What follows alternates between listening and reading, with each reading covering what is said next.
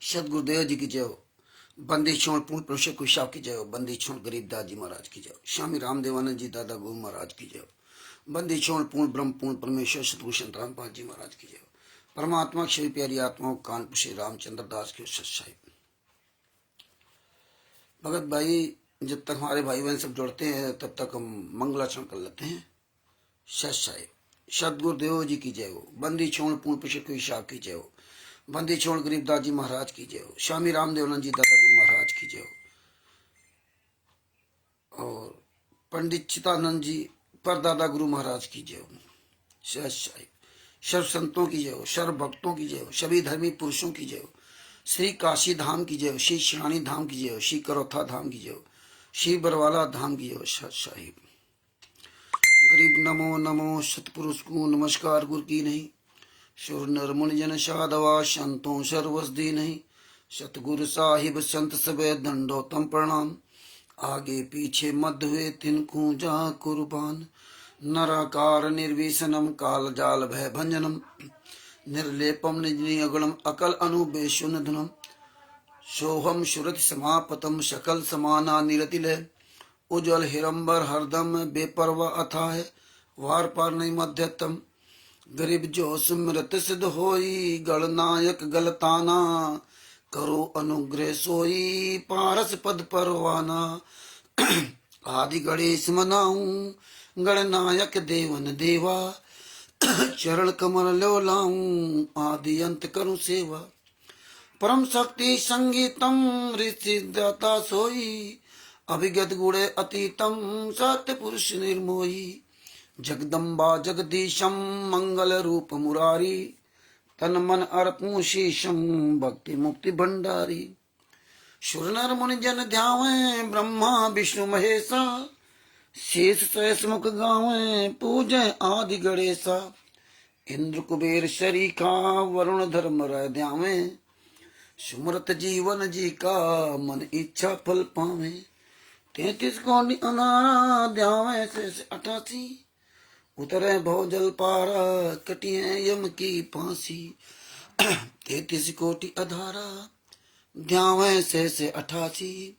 उतरे भवजल पारा कटिए यम की फांसी। सत्साई बंदी छोड़ सतगुरु संत रामपाल जी महाराज की जय हो।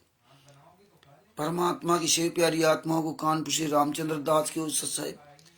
मुझदास का मोबाइल नंबर है 9140622668।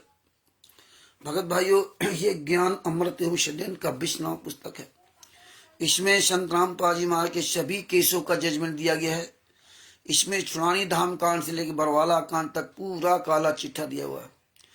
इसमें राष्ट्रीय सभा सेवा समिति के 51 गुंडों का पूरा काला चिट्ठा दिया हुआ। इसमें तिमिर दूत पवन ठग संजय ठग से गद्दारों का पूरा काला चिट्ठा दिया हुआ। इसमें संत रामपाल जी महाराज के 5 केसों का जजमेंट दिया हुआ है। FIR नंबर 426 सरकारी काम में बाधा, FIR नंबर 427 बंधक बनाने वाले केस में, FIR नंबर 429 4 महिला 1 बच्चे की हत्या, FIR नंबर 430 1 महिला की हत्या, FIR नंबर 443 सिलेंडर वाले केस में। तो 5 केस आगे FIR नंबर 428/2014 देशद्रोह का केस जो चल रहा है राजद्रोह का, वो 30 अप्रैल 2023 के पहले तक का इसमें विवरण दिया हुआ है। 426 427 429 430 और 443 5 केसों का पूरा जजमेंट इसमें दिया हुआ है। आप घर बैठे इस जजमेंट को पढ़िए। अरविंद दास जी साहब भगत जी, ये इसका जो लिंक है शेयर करते रहिए। सारे ग्रुपों में शेयर कर दो, फेसबुक में शेयर कर दो। 5 केसों का पूरा जजमेंट इस पे दिया हुआ है। आज पूरी दुनिया के सामने राष्ट्रीय सभा सेवा समिति गुंडे नंगे हो गए। इतना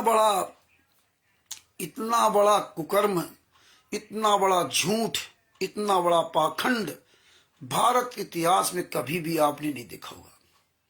बिना दूल्हे की बारात चल रही, बिना दूल्हे की बारात। दूल्हा जेल में आतना सह रहा है और देखिए पूरे वर्ल्ड में पाखंड फैला दिया। खुले आम पाखंड। कोई ट्रस्ट नहीं, कोई संस्था नहीं, कोई पुस्तक छपने वाली एड्रेस नहीं, कोई पता नहीं, सारा टोटल फर्जी, एक एक चीज फर्जी। देखिए फर्जी पर्चे पर जो 21,000 रुपए पाठ का पैसा, 2,500 रुपए ज्योत का पैसा, हो सकता है ज्यादा भी ले रहे हो या कम भी ले रहे हो, दान का पैसा, जितना लूटा जा रहा है सब आदमी को सादी पर्ची दी जा रही, सादी पर्ची। आप सोचिए, एक सादी पर्ची फाड़ के दे देते हैं। बताइए, बताएंगे हम कबीर परमेश्वर भक्ति ट्रस्ट चला रहे हैं, हम मुनिंदर धर्मा ट्रस्ट चला रहे हैं, लेकिन पैसा लेते सादी पर्ची देते, पर्ची सादी पर्ची फाड़ के दे दिया। बताइए, कोई सवाल करने वाला ही नहीं, खुलेआम पूरा पाखंड पूरे वर्ल्ड में। आश्रम किसके नाम, किसी कोई ले देना नहीं, सरकारों कोई लेना देना नहीं। 28 गुंडे जिन्होंने 5 महिलाएं बच्चे की हत्या की, हिसार कोर्ट में खुलेआम बयान दिया। आज वही गुंडे पूरे भारत में, पूरे विश्व में आश्रम चला रहे हैं और उसका कोई प्रमाण नहीं। सतलोक आश्रम धनाना किसके नाम, कोई पता नहीं। सतलोक आश्रम धनाना की जमीन किसके नाम, कोई पता नहीं। सतलोक आश्रम कुरुक्षेत्र की जमीन किसके नाम, कोई पता नहीं। इसका मुखिया किसी कोई पता नहीं। सतलोक आश्रम सोजत किसी को पता नहीं किसका है। सतलोक आश्रम बैतूल पत्रदेश किसी को पता नहीं किसको है। सतलोक आश्रम इंदौर किठौरा का, सतलोक आश्रम इंदौर किठौरा किसको, किसी को नहीं पता। कहते हैं 15 करोड़ शिष्य हैं, खाक 15 करोड़ से मर जाओ चुल्लू पर पानी डूब करना है। पंजाब में 2-2 आश्रम बने। बताइए, ना सरकार को पता, ना संतराम पाजमेर के शिष्य को पता है। खुमानी और धुरी में दीपक और नरेश जैसे कुकर्मी खुलेआम जनता को लूट रहे हैं।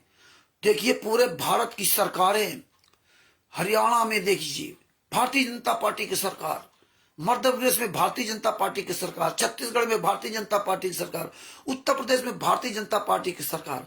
खुलेआम सतलोक आश्रम शामली चल रहा, खुलेआम लूट गदर, थाना पुलिस पूरा बिका हुआ, साफ सारे बिके हुए थाना पुलिस, नामदान सेंटरों के वहां की थाना पुलिस सब बिकी हुई है। खुलेआम गुंडाई, खुलेआम लूट है, खुलेआम गली गली में फर्जी पुस्तकें बेची जा रही। वो महिलाएं, क्या इन महिलाओं घर में काम नहीं किया, क्या इन महिलाओं के पति नहीं किया, क्या इन महिलाओं के बच्चे नहीं किया, ये घर से एकदम फ्री है।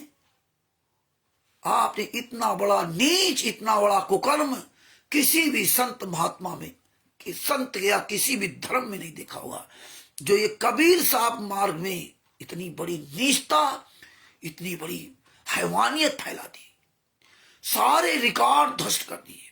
देखिए, जितने भाई बहन जोड़ रहे सबको मुजदास की तरफ से सत साहिब, कुबदास जी को सत साहिब, मधुदास जी को सत साहिब, बहादुर दास जी को सत साहिब, देवपाल दास जी को सत साहिब, अरविंद जी को सत साहिब, और भी जो भाई बहन जोड़ रहे हैं उनको सबको सत साहिब।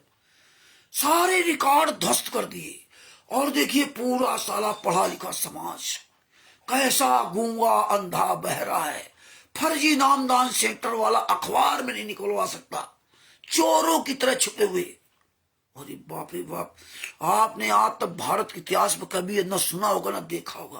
पूरी दुनिया में बिना बिना दूल्हे की बारात चल रही है, दूल्हा ही नहीं, बाराती सब बने घूमरे। खुलेआम फर्जी वाला, कोई मतलब यानी कि छुप के कर रहे हो, चोरी बेईमानी ठगी लूट घसोट। संत रामपाल के एक से साला जड़ा बोलने वाला नहीं कि साला दे पर्ची देते फर्ची, सादे कागज में दे दिया, 21,000 रुपए प्राप्त किया सादे कागज में, उसी की उल्टा साइन करवा रहा, जो पैसा देता उसके साइन करवा रहा सादे कागज पर। बताएंगे मुनिंदर धर्मार्थ चला रहे, कबीर परमेश्वर भक्ति चला रहे। अरे हमारे आसपास क्षेत्रों में जिनको ये गालियां देते हैं कि वो दुर्गा जी की पूजा करते हैं, वो नास्तिक है, फलाने हैं, दुनिया ब्रह्मा जी की विष्णु की पूजा करते हैं, गणेश जी की पूजा करते हैं, काली जी की, तो उनको गालियां जो देते हैं लोग, वो लोग भी अगर भंडारा कराते हैं, हम आप देखते अपने क्षेत्रों में, तो वो पर्ची काट के देते हैं, वाकायदे उनकी संस्था या जिस नाम से पैसा ले, वाकायदे रसीद देंगे, रसीद नंबर होगा, वाकायदे साइन करके देंगे। जिनको आप 150 रुपए दे देते हो, वो बेचारे वो भी सब लिख कर पढ़ के देते हैं। क्यों? लिखा पढ़ी सब सामान रहता है, तभी है। और यहाँ यहाँ बता रहे हम कबीर साहब के शिष्य हैं, हम संतराम पाजी माँ के शिष्य हैं, लेकिन हम तुमको कबीर परमेश्वर भक्ति टेस्ट का वो बुक रसीद कट्टा नहीं छिपवाएंगे, पैसे वाला कट्टा नहीं छिपवाएंगे जिसमें लिखा हो कबीर परमेश्वर भक्ति ट्रस्ट, जिसमें लिखा हो मुनिंदर धर्मा ट्रस्ट, जिसमें लिखा हो बंदी छोड़ भक्ति मुक्ति ट्रस्ट, जिसमें लिखा हो राष्ट्रीय समाज सेवा समिति ट्रस्ट, वो नहीं छिपाएंगे। उस पर पैसा वो न छपाएंगे ना उसमें लिखित में आपको देंगे। क्यों? क्योंकि जानते हैं कि हम अगर लिखित में देंगे तो हम सब फंस जाएंगे। क्यों? हम सब लूट खा रहे हैं, कोई हिसाब किताब नहीं किसी भी नामदान सेंटर का। साल में एक बार लेखा जोखा पूरा दिया जाता है। ये कहां चली गई तुम्हारी ईमानदारी?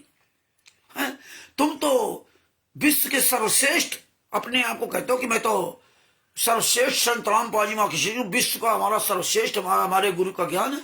कहां तुम्हारा गुरु का ज्ञान सर्वश्रेष्ठ चला गया? तुम तो दुनिया के सबसे निकम्मे हो और निकम्मा साबित कर रहे हो अपने गुरु संत राम पाजी माँ को, जबकि उन्होंने तो कभी पैसा छुआ ही नहीं तुम लोगों से ना। यार क्या होगा इस देश का? अन्य धर्मगुरु की तो बात छोड़ दीजिए, संत रामपाल जी महाराज के शिष्य दे कबीर परमेश्वर भक्ति ट्रस्ट, बंदी छोड़ भक्ति मुक्ति ट्रस्ट के पर्चे पर नाम दीक्षा दी जा रही। गुरु के सामने रहते सहते आश्रमों में, ना कोई इसमें मोहर ना उसमें कोई साइन, किसका ट्रस्ट कोई लेना देना नहीं, बताइए। और आप लिए पर्चा घूम रहे हो मूर्खों की तरह। और आज भी देखिए वही पर्चा कबीर परमेश्वर भक्ति ट्रस्ट जो पूरी दुनिया के सामने फर्जी है, बंदी छोड़ मुनिंदर धर्मा ट्रस्ट फर्जी, ये सब बंद हो चुके। बंद, इनका रजिस्ट्रेशन नहीं था तो बंद कहा है। और खुलेआम मतलब गुंडई चल रही, खुलेआम फर्जी वाला चल रहा। America, Italy, Australia, Dubai, England, Belgium, Canada, इतना सारा नीच काम तो पूरी दुनिया किसी धर्मगुरु नहीं हुआ। बताइए, जो दुनिया का सर्वश्रेष्ठ ज्ञान था आज उस दुनिया के सर्वश्रेष्ठ साला नीचे में महान नीच यहां घुस गए। बड़ा दुख होता है। संत रामपाल जी महाराज ने किस तरह से बाग लगाया था, उस बाग को उजाड़ दिया इन लोगों ने। देखिए वो महिला सरेआम क्या करी, सरेआम वो महिला क्या करी है। देखिए शशांक शिवांश नारायण द्विवेदी जी ने कहा ये भैया पुस्तक कहां छपती है, इसमें दुर्गा जी के लिए क्या लिखा है, वो महिला क्या कर रही है, हमें नहीं पता कहां छपती है। हमें क्या लेना देना कि दुर्गा जी के बारे में क्या लिखा, किसके बारे में, तुम्हें कोई लेना देना नहीं। और मैं तेरे ऊपर छेड़छाड़ का मुकदमा लगा दूंगी। और इतना ही है, खुलेआम ऑन कैमरा बोल रही। बताइए संत रामपाल जी महाराज को पूरी दुनिया के सामने बलजीत ने अपनी बेटी बबीता के द्वारा हम बिस्तर का आरोप लगवा दिया, पूरी दुनिया के सामने बदनाम करा दिया। हमारे ऊपर पंजाब में ये नरेश और दीपक स्टेट क्वार्टर जो धुरी और खुमानों में सतलों का आश्रम चला रहे हैं, और इसका जो पालतू कुत्ता सुभाष चंद्र मलोट थाना सिटी के बराबर पैरेलल पे लगा हुआ गांव एकता नगर गली नंबर 1 में रहने वाला, उसने अपनी पत्नी के कपड़े फाड़ने की फाइल लिखवा दी। नाम दान संचालक है, नाम दीक्षा देता, दान पर 10 का पैसा लेता, कोई काम नहीं। बेटा बेटी पत्नी किसी पास कोई काम नहीं, इसी की कमाई खा रहे हैं, ऐश कर रहे हैं, पता नहीं कितने कितने महंगे महंगे मोबाइल। और देखिए पैसों के लिए हम तो कभी पंजाब गए ही नहीं थे, और बताइए अपनी पत्नी के कपड़े फाड़ने का आरोप लगवा दिया अपने घर में। ओफो यार, इतना सारा पैसों के लिए इतना नीचे नीच गिर गए लोग। पूरे वर्ल्ड में यही हालात हो, गुंडई, आश्रमों में गुंडई। छत्तीसगढ़ में देखो क्या हुआ, धिक्कार है। अरे सोचो तो हम आप कहीं मुंह दिखाने काबिल नहीं हो, कहीं मुंह दिखाने काबिल हो, सर उठा के चलने लायक नहीं हो। बदनाम कौन होता है? गुरु, हर काम पर गुरु। किसको किसने? शिवांश नारायण द्विवेदी ने क्या लिखा उस वीडियो में पढ़ा? हमें शर्म से चुल्लू भर पाए डूब के मर जाना चाहिए। क्या लिखा उसमें? रामपाल की ये जो सेना, अरे दादा छेड़खानी का आरोप लगा देंगे। बताइए, इस महिला को अपनी इज्जत मर्यादा शर्म लिहाज कुछ है ही नहीं। एक महिला, एक औरत अपने जिस्म को किस तरह से इस्तेमाल करना चाह रही है, और इतना नीच काम तो कोई दुनिया में कर ही नहीं सकता। खुलेआम बोल रही है, काली कलुटी, कोई एक तो बहुत बड़ी सुंदर चेहरे वाली भी नहीं। हम काली कलुटी इसलिए कह रहे हैं, हमें कोई गोरा और काला रंग से मतलब नहीं कि यार कोई सुंदर स्त्री होती तब भी था। ये महिलाएं देखो कितनी कितनी सुंदर स्त्रियां फोटो खिंचाकर पुस्तक पकड़े हुए, जीने की राह, ज्ञान का, शर्म नहीं आती इन लोगों को। अधिकारी गण, पुलिस प्रशासन में अधिकारी पुस्तक पकड़ के फोटो खिंचवा देता बड़ा, उसको शर्म नहीं आती कि मैं किस पोस्ट पे हूं, इस पुस्तक में लिखा क्या है। अरे तुम तो ऐसे अधिकारी हो कि तुम तो साला तो कोई भी आतंकवादी तुम्हारी ऐसी तैसी करके चला जाए। इस भारत देश का ये हालात है। आप सोच लिए इस देश को जो ना एक अनपढ़ गंवार आदमी किस तरह से पढ़े लिखे आदमी के मुंह पे थप्पड़ मारता, और वो साला अधिकारी प्रचार कर रहा है, रोज उसका फेसबुक वीडियो प्ले पुस्तक उसका प्रचार कर रहा है, उसका इस्तेमाल कर रहा है। एक दो पैसे का आदमी, एक लुटेरा गुंडा तुम्हारा इस्तेमाल करके पूरी दुनिया के सामने तुम्हें, और तुम्हें पता ही नहीं उस पुस्तक में लिखा क्या है। धिक्कार है पढ़ाई का। शर्म आनी चाहिए। सारी नीचता की हदें पार कर दी यार, कोई हया शर्म नाम की चीज ही नहीं बची। राजस्थान से आज एक धर्मराज को एडिटर है, हम जानते हैं उसका, मेरे नंबर फीड है, हमको फोन कर रहा है अनजान बन करके कि आप कौन बोल रहे हैं, तुम कौन बोल रहे हो। पहले नहीं जान पाया, आ जाओ मेरे घर आ जाओ। हमने कहा तू असली बाप की औलाद है ना, अपनी वीडियो डाल दे, मैं तेरे घर आऊंगा। बोले सोजत में आ जाओ। अरे सोजत में आ जाऊंगा, देश जो मुखिया उनकी वीडियो डलवा कि रामचंद्र वहां आया, उस दिन मैं अगर ना पहुंचे तो मैं दोगले की औलाद होगा। बोले धनाना में आ जाओ, हाले हराम जादो, धनाना में आ जाएंगे। बोला महेंद्र भगोड़ा वीडियो डलवा, लेकिन नहीं डलवा सकते। भाइयों आंखें खोलो,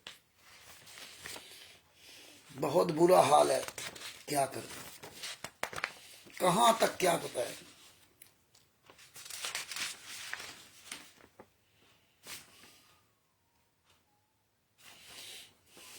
भगत भाइयों, सब परमात्मा दिखा रहे हैं।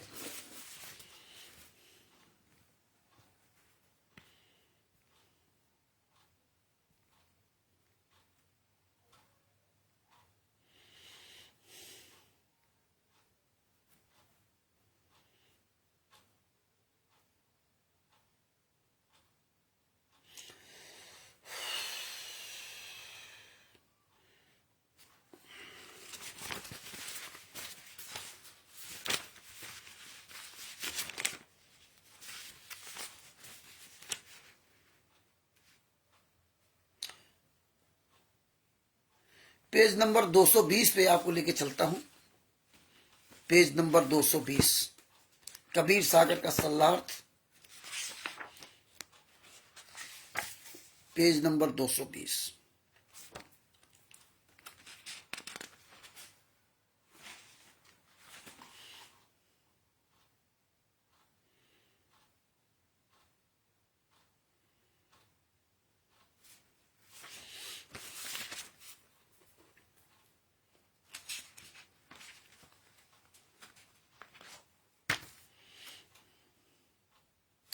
पेज नंबर 220 में बता रहे महाराज परमात्मा बता रहे हैं, अध्याय जग जीवन जीव बोध का सारांश। हे राजा, जब तू मातृ गर्भ में था, ये राजा की बात नहीं, हमारी आप सबकी बात है। हे राजा, तू जो मातृ गर्भ में था, जब माता के पेट में था, तब तू वचनबद्ध हुआ था। ये याद रखो, हम आप सब लोग, तब तू वचनबद्ध हुआ था। हम आप सभी वचनबद्ध हुए थे जब अपनी मां के पेट में थे। वचनबद्ध हुआ था कि भजन के अतिरिक्त अब और कुछ ना करेंगे, भजन के अतिरिक्त हम अब और कुछ ना करेंगे। उस दुख में तो तू पुकारता था हाय हाय, तथा हाय हाय करता था। हम आप सभी खूब पुकारते थे, हाय हाय करते थे। और जब इस पृथ्वी पर आ गए तो भजन तो भूल गए, अपने गुरु का भी भजन भूल गए, अपने गुरु को भी याद। आज 24 घंटे अपने घर गृहस्थी में उलझे हुए हो। 24 घंटे अपने गुरु के लिए बोलने का आपके पास समय नहीं है। लेकिन मां के पेट में क्या कहा था, कितनी तकलीफें आपने उठाई थी, वो भूल गए आप लोग। सतगुरु की दया,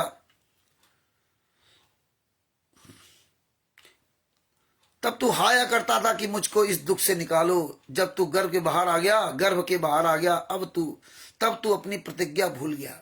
हम आप सब प्रतिज्ञा करके आए थे। आज विचार कीजिए कि आप कहते हो मेरे पास टाइम नहीं, खाए रहो, कमाए रहो, कुत्ते गधे की तरह सुबह शाम तक, शाम से सुबह तक करते रहो। ना बोलो अपने गुरु के लिए, ना बोलो, ना मुंह खोलो, लगे रहो रात दिन, कमाए रहो। भूल गए, दोगले हैं हम आप लोग, दोगले। जो जब गर्भ में थे तो कुकड़ू को बने बैठे थे, तब रो रहे थे, हे परमात्मा निकाल दो, हे परमात्मा निकाल दो, मैं जिंदगी में भजन करूंगा। वहां से निकलने के बाद 5 मिनट की वीडियो बनाने की तुम्हें ऐसी तैसी तुम्हारी हो रही कि 5 मिनट रोज बोल पाओ अपने गुरु के लिए। वहां तो कसमें खा रहे थे, प्रतिज्ञाएं की थी। आगे क्या लिखा, जब तू गर्भ के बाहर आया तो अपनी प्रतिज्ञा भूल गया और शारीरिक कामना तथा पशु धर्म के वशीभूत होकर तूने कौन कौन से कुकर्म नहीं किए।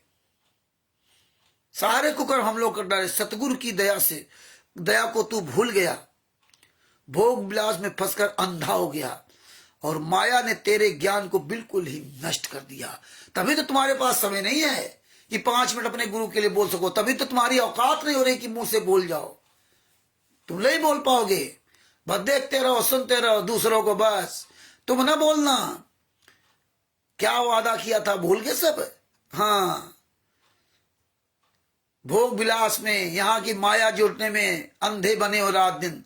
अब गाना क्या गाओगे, शाही इतना दीजिए जामे कुटुंब सभाए, और मैं भी भूखा ना रहूं साधु न भूखा है। गाना ये गाते हो, अपने आप से झूठ बोलते हो। परमात्मा ने क्या बताया, इसीलिए हमारा आपका ज्ञान ये नष्ट हो गया। हम आप लोग कोई ज्ञानी नहीं हो, और जो अपने गुरु के लिए नहीं बोल सकता दुख दर्द में, तो काहे ज्ञानी। जब यमदूत आएंगे और तेरी मुस्कें, गोला लाठी मुस्कें बांध कर नरक में ले जाएंगे, तब तेरा कौन मित्र सहायता करेगा।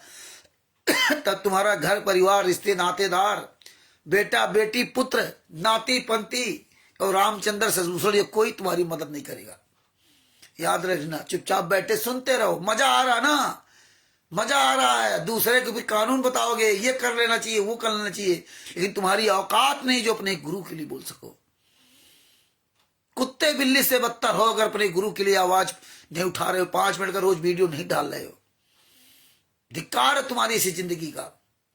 24 घंटे केवल अपने लिए मरते हो, अपने लिए जीते हो, अपने गुरु के लिए नहीं, जो वादा तुमने किया था।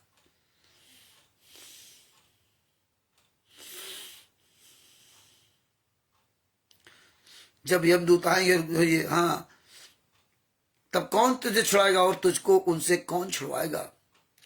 राजा, तू सोच तथा समझ कि ये वे लोग जिन्हें तू अपना मित्र समझता है, उनमें से कौन तेरा उस समय सहायक होगा। कोई सहायक नहीं होगा तुम्हारा, न तुम्हारा कोई मित्र, न तुम्हारा पुत्र, न तुम्हारी पत्नी, न तुम्हारा पति, न तुम्हारा सगा संबंधी, कोई तुम्हारा साथी वहां नहीं होगा। याद रखना, अभी भी समय है, मुंह खोल लो, अपना मुंह खोल लो, बोलना शुरू कर दो। अभी भी समय है। हम निवेदन करते हैं आप लोगों से, लेकिन नहीं बोलोगे तो सब भोगोगे, चिंता न करो।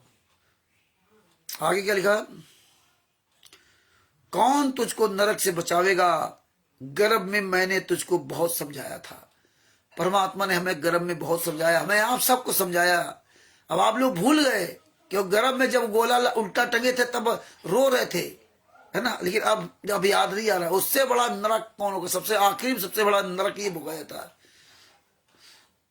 सबसे बड़ा नरक होता है गर्भ योन में आना जाना।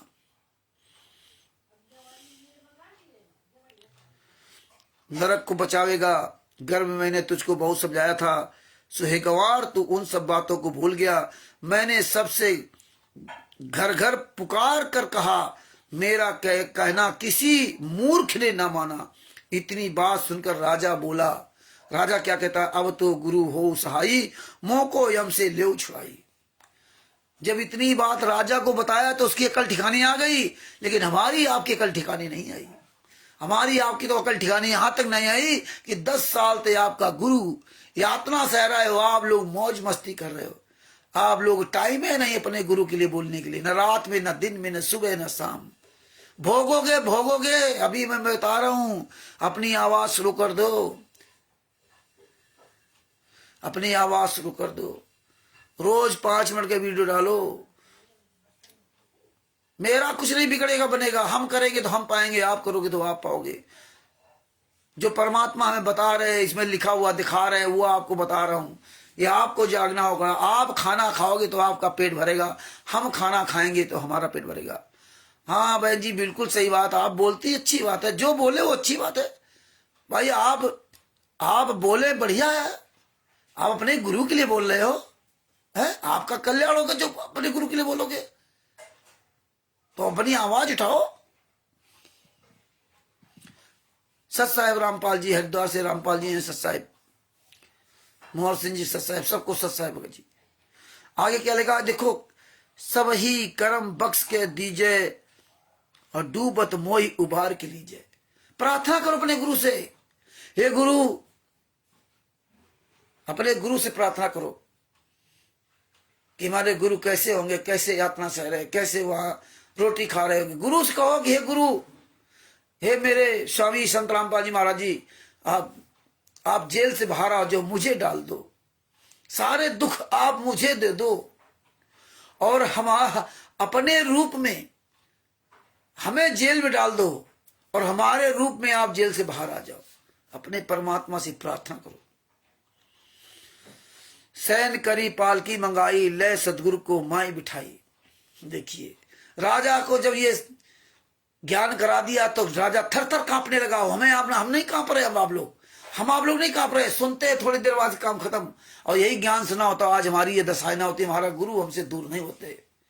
राजा इतनी बात सुनकर थर थर कांपने लगा, लेकिन हमारे आपके अंदर फर्क नहीं पड़ता है। काफी लोग ऐसे हैं जो बोलना ही नहीं चाहते, दिन भर बोलेंगे अपने लिए, अपने जीवन के लिए, अपने रोज कमाने खाने वाले में बोलेंगे, लेकिन अपने गुरु के लिए आवाज नहीं उठाएंगे। बोलना ही नहीं आता उनको, धिक्कार है। आगे क्या कहा है, पांव उधार कांध पर लीना, तब ही महल पयाना कीना। सतगुरु पग धर महल के माही, सब रानिन को राय बुलाही। समर्थ दर्शन कीना दीना आनी, धन धन भाग तुम्हारो रानी। सतगुरु को पलंग बैठाई, सब मिल पांव पखारो भाई।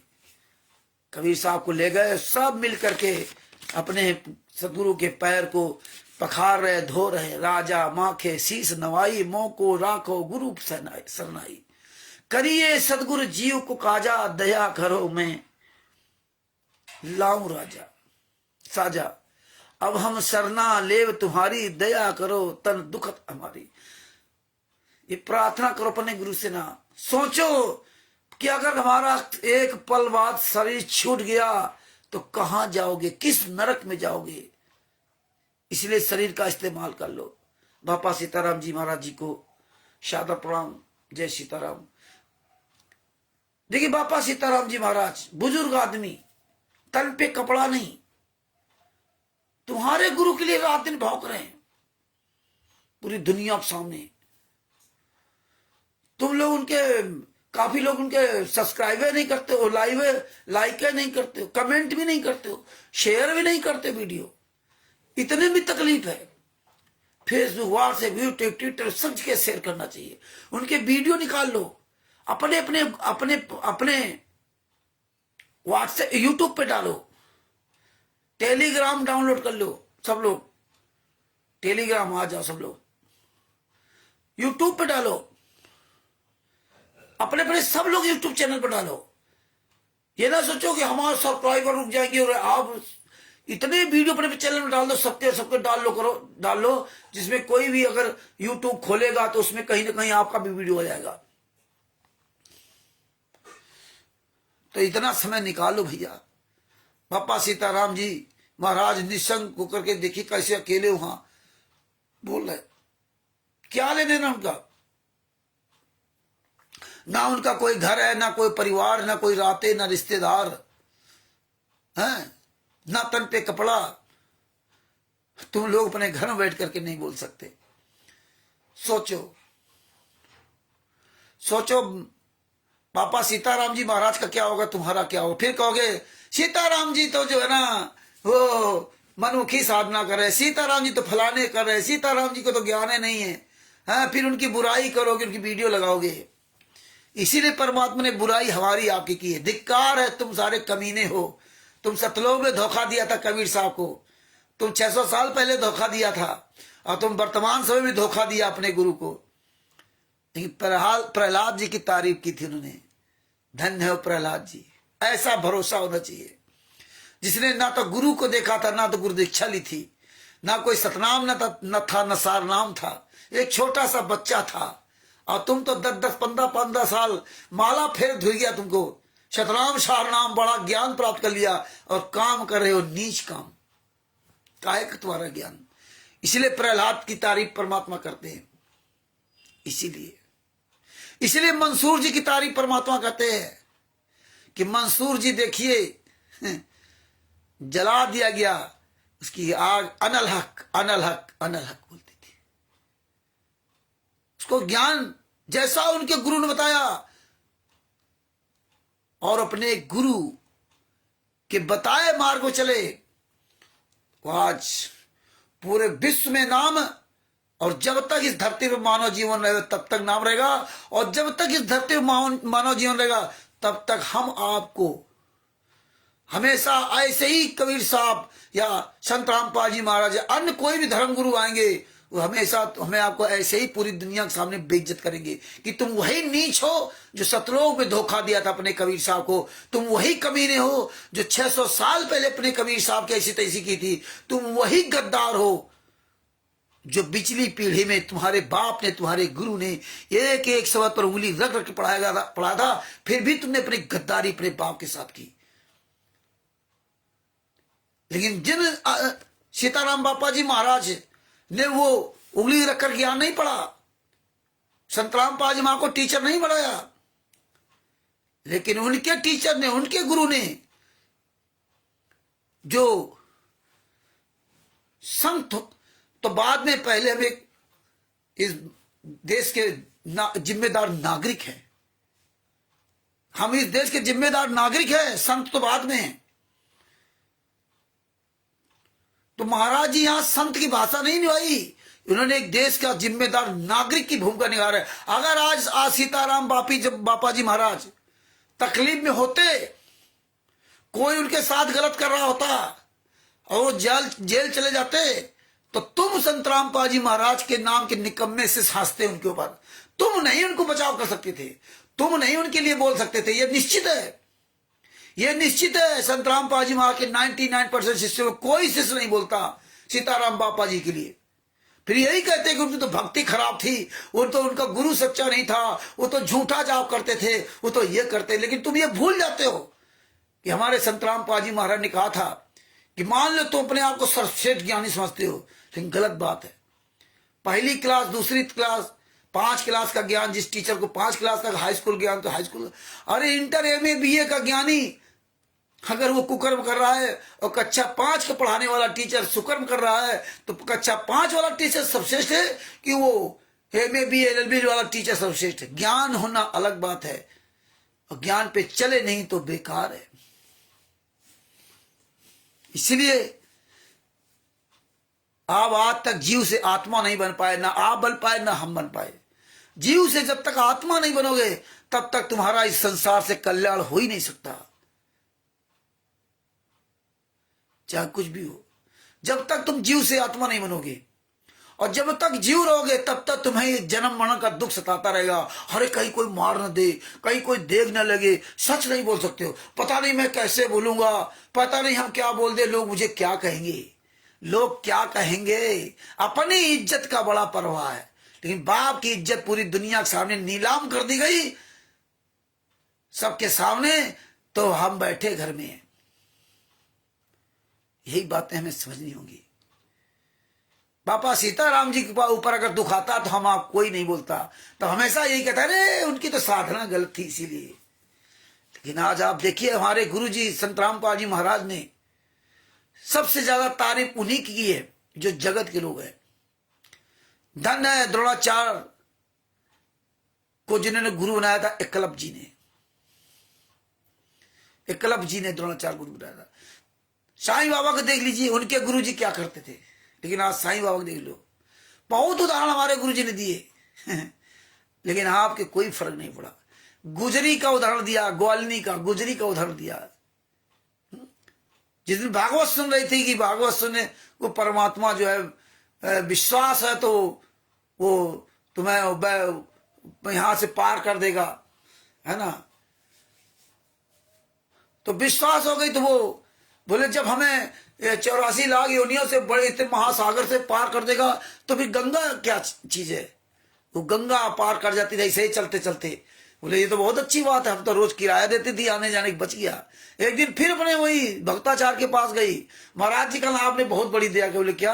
अरे कहना हम गंगा जी पार करके अपना दूध दही बेचने जाते थे और आती थी तो हमें जो है ना पैसे देने पड़ते थे नाव को, तो वो आपने हमारे बचवा दिए। बोले अच्छा कैसे? बोले हम तो ऐसे चले जाते हैं, हमें नाव की जरूरत नहीं। और वो खुद अचंबा मान गया, ऐसी क्या बात हो गई भैया नाव से? बोले हाँ चलो महाराज जी। वो लवा गई गंगा जी किनारे और चलने लगी और जा रही पानी पर। हर कथावाचक जो महाराज जी से ज्ञान सुनाता उनसे कहा आओ महाराज जी। महाराज जी खड़े किनारे, नहीं नहीं हम तो डूब जाएंगे। अरे कहना दूसरे केवल ज्ञान सुनाते हो ना, ये वो कथा सुनने से ये हो जाएगा वो हो जाए, 4 लाख योनियां पार कर जाओगे, बैतरणी नदी पार कर जाओगे। जब इतनी बड़ी बैतरणी नदी हम पार कर सकते तो ये नदी किसका कौन सी है उसके आगे? और आप तो खुदे डर रहे हो। जो डर गया सो मर गया। इसलिए परमात्मा उनकी तारीफ लिखी, लेकिन तुम्हारी 64 लाख की पूरी दुनिया के सामने तुम्हें नंगा कर दिया। अपने ही 64 लाख शिष्यों को, अपने ही जो सतलोक में उनके हराम के तोड़ रहे थे ना, सबको नंगा कर दिया। शर्म आनी चाहिए मैं आपको। हमारे अंदर विश्वास कहां? बातें तो बड़ी करते हो कि भैंसे से मंत्र बुलवाते थे परमात्मा, भैंसे से मंत्र बुलवा देते। तुम साला इंसान होकर के तुम्हारे मुंह से आवाज निकलने के लिए कहते हो मैं तो बोलना नहीं आता। बातें बड़ी बड़ी कर लेते हो, भैंसे से मंत्र बुलवा देते हैं। तुम तो इंसान हो। विचार किए, आवाज उठाइए अपनी। सब लोग चारों तरफ से आवाज उठाइए, हर तरह से आवाज उठाइए।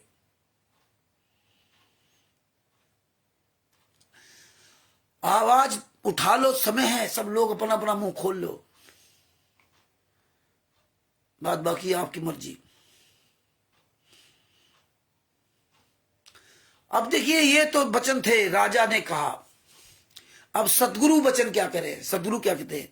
तब कहे सदगुरु ले सम्हारी, राजा सुनो बात हमारी।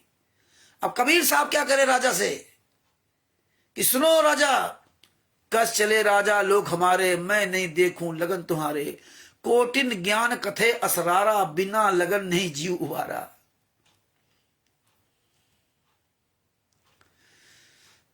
हम तुम्हारे अंदर जब लगन देखेंगे कि तुम्हें सतलोक जाने की लगन है, हमें आपको लगन ही नहीं है। अगर आपको सतलोक जाने की लगन होती ना तो भगत जी मुंह खोलते 24 घंटा अपने गुरु के लिए बोलते। सतलोक जाने की लगन कैसी लगन? अगर आप मेरे घर आ जाए कानपुर, राजस्थान से, पाकिस्तान से, पंजाब से, या हम चले जाए आपके यहां, तो मेरी लगन रहेगी मैं अपने घर जाऊं, अपने घर जाऊं। 1 दिन 2 दिन 4 दिन 10 दिन आप क्या रहेंगे, लेकिन लगन हमारी रहेगी घर में जाना, अपने घर जाना, अपने घर जाना। लाख मुझे हजारों प्रकार की आप हमें सुविधाएं दे दे, लेकिन अंत में होगा कि मुझे अपने घर जाना। 1.5 महीने हम लॉकडाउन में फंसे हरीश जी के यहाँ मुजफ्फरनगर में। हर पल मुझे याद था मुझे घर जाना, मुझे घर जाना, मुझे घर जाना। मैं पैदल जाऊंगा, मैं पैदल जाऊंगा। बड़ी मुश्किल में 1-1.5 महीना वहां रुके थे। अंत में हमने कहा नहीं हम रुकेंगे नहीं, हम जाएंगे जाएंगे।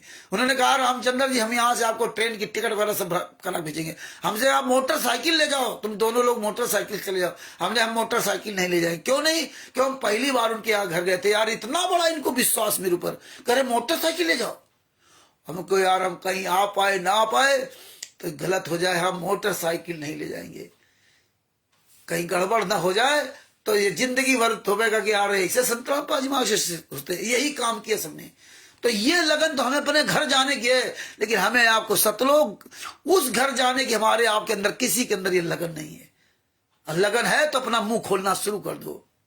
ये तुम्हारा स्थायी घर नहीं है, लेकिन गुरु ने समझाया, वो एक बात मैंने नहीं मानी। वही कबीर साहब राजा से कह रहे हैं, कोटिन ज्ञान कथे असरारा, बिना लगन नहीं जीव उचारा।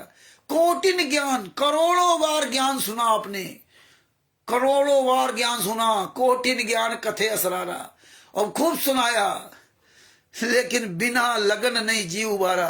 बिना लगन के आप सतलोक नहीं जा सकते, बिना लगन के आप संत रामपाल जी महाराज को हिसार जेल से अपने पास तक नहीं ला सकते, बिना लगन के ना। अब तो फेल हो गए ना सब कि भाई गुरु तत्व संत की खोज कर, तत्वदर्शी संत की खोज कर, फिर उसकी शरण में कपट भाव छोड़कर उसकी शरण में जा, कपट भाव छोड़कर उसकी शरण में जा, फिर उसकी सेवा कर। और जब वो तेरी सेवा से वो प्रसन्न होंगे तब तुझे तत्व ज्ञान देंगे, फिर उस तत्व ज्ञान के नियम पे चलेगा तब तो यहां से पार होगा। ना तो हमने कपट भाव छोड़ा, ना हमने सदगुरु की खोज की, ना हमने कपट भाव छोड़ सेवा की।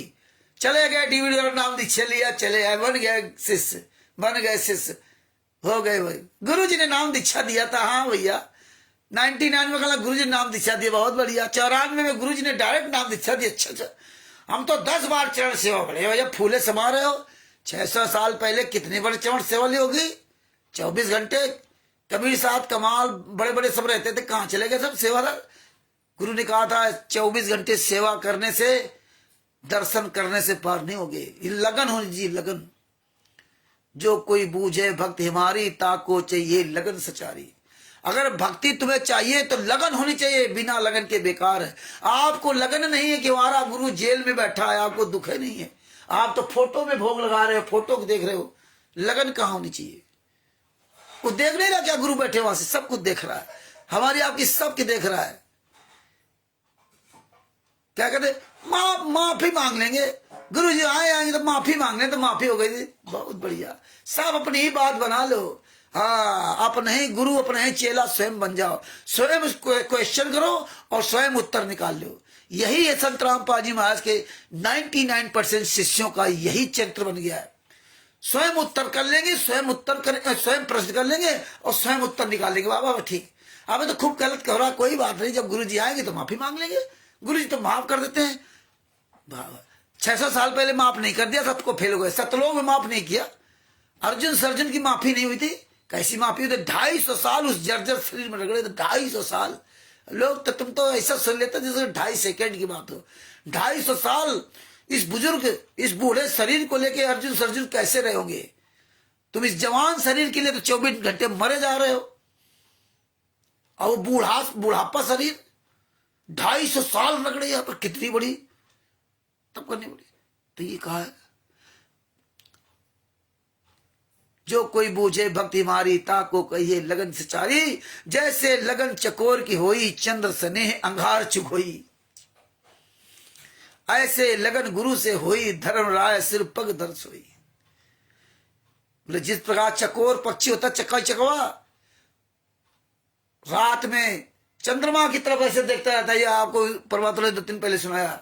और देखते वैसे गर्दन गुआता, नीचे गिर जाता, मर जाता, उसको होशे रहते, पंख भी नहीं डुलाता कि हम नीचे गिर रहे। तो अगर उस चंद्रमा की जगह कहीं अंगार दिखाई देते, जिस दिन अंधेरा पाक होता, अंधेरिया होती, चंद्रमा जिस रात में, जिस 15 दिन अमावस्या और पूर्णमासी, अमावस्या में जो चंद्रमा जब नहीं निकलता है, और उसी बीच में कहीं लाल अंगार, आग का गोला अंगार कहीं रखा हो या जलाकर वो जल रहा हो, तो वो उसको चंद्रमा सोच करके अपनी चोंच में भर लेता है, छोड़ता नहीं है, मर जाता लेकिन छोड़ता नहीं। ऐसी लगन होनी चाहिए। है लगन आपके अंदर? नहीं लगन है। लगन होती तो बोलते तुम, ये लगन तुम्हारी आवाज खुलवा देती, लठ तुम्हारे मार दें तो अपने आप दर्द चिल्लाओगे दैया दैया, फिर बताते घूमोगे रामचंद्र ने मुझे मारा था। अब इन 4 गालियां सुना देना तो फिर बोलोगे रामचंद्र तुम्हें गालियां दे रहा था। लेकिन गुरु के साथ अत्याचार हो रहा, दर्द हो रहा, वो तुम्हें नहीं। ये दर्द, असली दर्द किसके अंदर झलक रहा है? जो बापा सीताराम जी महाराज जैसे लोगों के अंदर, जिनको नहीं कहा गया कि तुम बोलो तुम बोलो, उनको कभी नहीं कहा गया बोलो बोलो, उनको कुछ नहीं पता था, कुछ भी एबीसीडी नहीं पता था। तुम तो स्वयं संत रामपाल जी वहां के शिष्य होकर के इतने साल तक लगे हुए हो, फिर भी तुम्हारे मुंह पे ताला लगा। धिक्कार है। कहते हम शतनाम मिला, हमें सारनाम मिला है, हाँ हमारे साथ तो गुरु है। खाक तुम्हारे साथ गुरु है, गुरु है तो सीताराम बापा जी महाराज के साथ गुरु है। गुरु की ताकत है, गुरु की शक्ति है। सतगुरु जो चाहे सो करे, 14 कोटि दूत जिम डरे। तुम्हारा सतगुरु संत रामपाल जी महाराज, तुम डरते घूम रहे, हमें मार डालेंगे, हमें बोलना नहीं आता है, भैंसे से मंत्र बुलवा दिया। यही बापा सीताराम जी महाराज जैसे लोग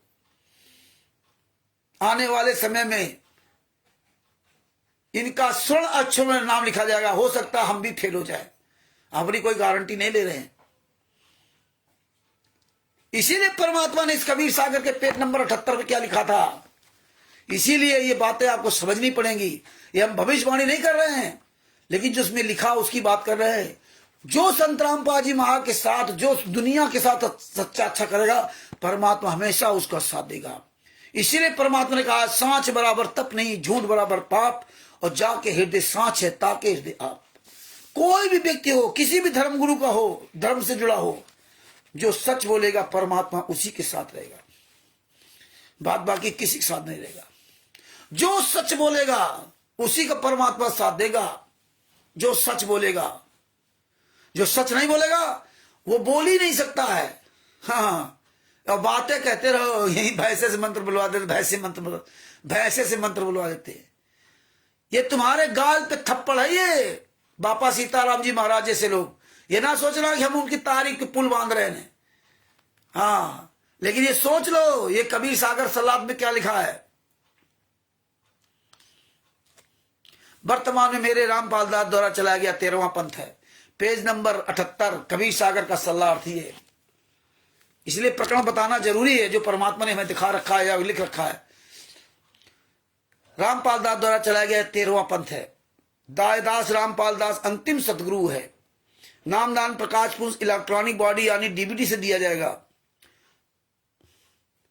अब के बाद नाद था बिंद का कोई चक्कर नहीं रहेगा। ये ना सोचो कि तुम्ही को मुखिया बना जाएंगे। नाद था बिंद का कोई चक्कर नहीं रहेगा।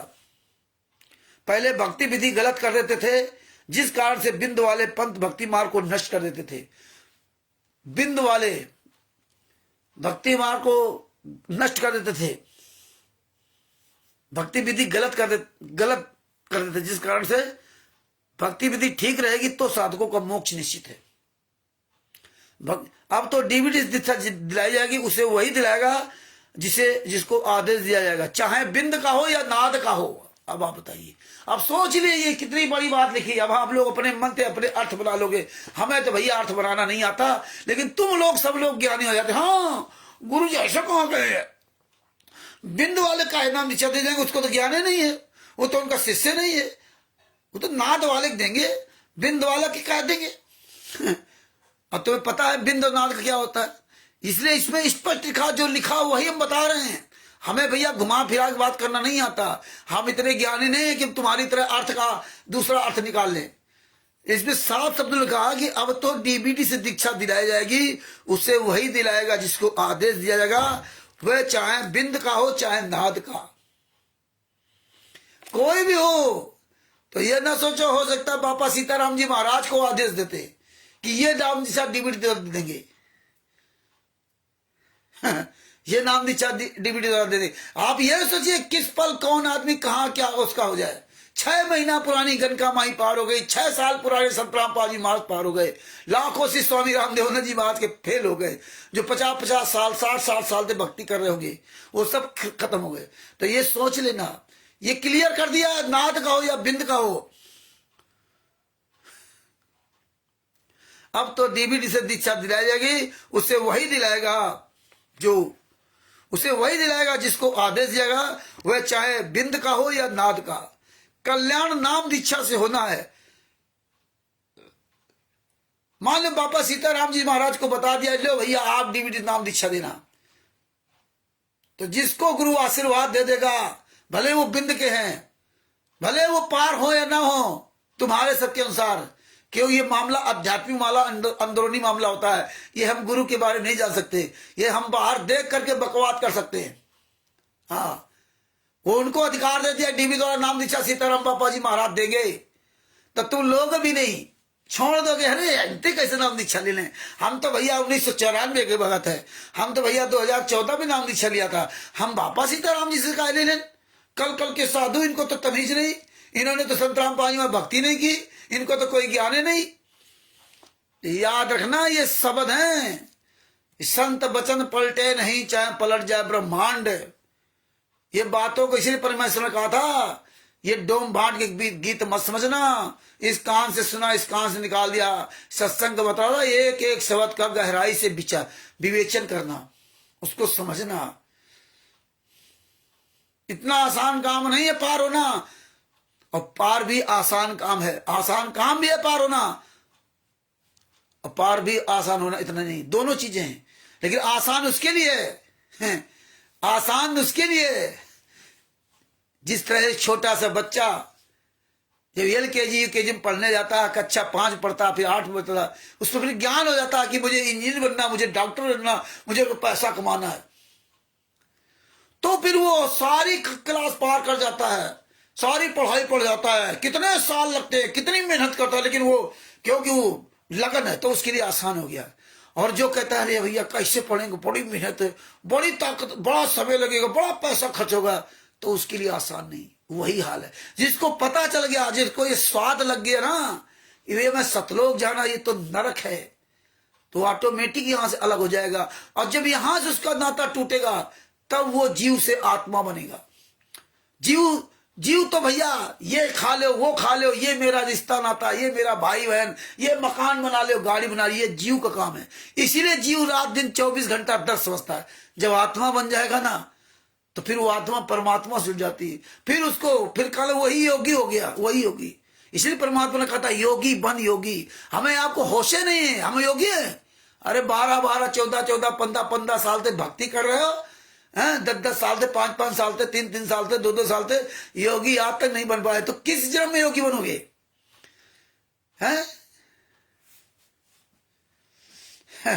किस जन्म में योगी बनोगे? बोले गाना गाओगे ना, सुबह सुबह योगी बने थे, हैं? तो याद रख लेना, ये नाम दीक्षा का अधिकार परमात्मा नाद को या बिंद को। और बिंद तो जानते हो आप, माता पिता से इसका जन्म हुआ और सदगुरु नहीं किया तो बिंद का हो गया, और जिसने सदगुरु कर लिया वो नाद का हो गया। हालांकि हो भी सदगुरु करे तो नाद के हो गए, लेकिन अब तुम उनको मानोगे नहीं, और ऐसे ही इसमें भी फेल हो गए, ऐसे फेल हो गए इसमें। तो ये सोच लो। हाँ, अभी भी समय है। तुम सब भाई बहनों से मैं निवेदन करता हूं, ये पढ़ा करो, कुछ ये पढ़ा करो। परमात्मा ने सब पढ़वाया था, इसलिए आपको बता रहे हैं। हम कोई इसमें वो नहीं किया है कि नहीं हम कोई स्पेशल छांटे आपसे ना। जब परमात्मा ने पढ़ाया तो ये चीजें कुछ नजर में हैं। आगे क्या कहा परमात्मा ने? ऐसे लगन गुरु से होई, धर्म राय सिर पग धर सोई। अगर ऐसी लगन आपके गुरु से होगी, आपके गुरु से, तब तुम धर्मराज काल ब्रह्म के सिर पर पैर रख करके तब अपने सतगुरु सतलोक में जाओगे। ये परमात्मा ने बताया, गुरु ने। तब उस धर्मराज के ऊपर जब ऐसी लगन होगी, स्वयं कबीर साहब बता रहे राजा को, तो राजा को नहीं, यही बात हमारे आपके लिए है, यही बात हमारे आपके लिए। जब ऐसी लगन होगी, और आपके लगन कितनी है आप खुद अपने गिरेबान में झांक के देखो। ये मत समझना कि हम जो बोल रहे हैं उनको सबको कह रहा हूं, जो नहीं बोल रहे हैं उनके लिए है। सब लोग अपना अपना स्वयं विवेचन करो, किसी से कोई विवेचन मत कराइए। तुम्हारा विवेचन स्वयं तुम समझो, मैं क्या कर रहा हूं क्या नहीं कर रहा हूं। अपने आप से झूठ बोल रहे हो, सामने वाले से झूठ बोल रहे हो, ये स्वयं अपना विवेचन कीजिए। और ना भी विचन करो तो अंदर बैठा हो तुम्हारा गुरु देख रहा है, यार धिक्कार है तुझको, मैंने इतना सुंदर शरीर दिया, जवान दी, खाने पीने सारी व्यवस्थाएं दी, तू जो खाता मुंह में डालकर सारा मैं सारी इतनी बड़ी मशीन दे रखा और तुम मेरे लिए बोल नहीं रहा। वो काल ब्रह्म भी देख रहा तुम्हारे अंदर बैठे हुए कि यार ये कितना नीच इंसान है, ये अपने गुरु का नहीं हुआ। दुर्गा जी, ब्रह्मा जी, विष्णु जी, महेश जी, गणेश जी सब बैठे हुए इसके अंदर, वो सब तुम्हारे देख रहे हैं। सबका स्थान है, गुरु का स्थान भी है, कबीर साहब का भी स्थान है। कबीर साहब भी देख रहे हैं कि जब ये गुरु को नहीं तो मेरा कैसे होगा।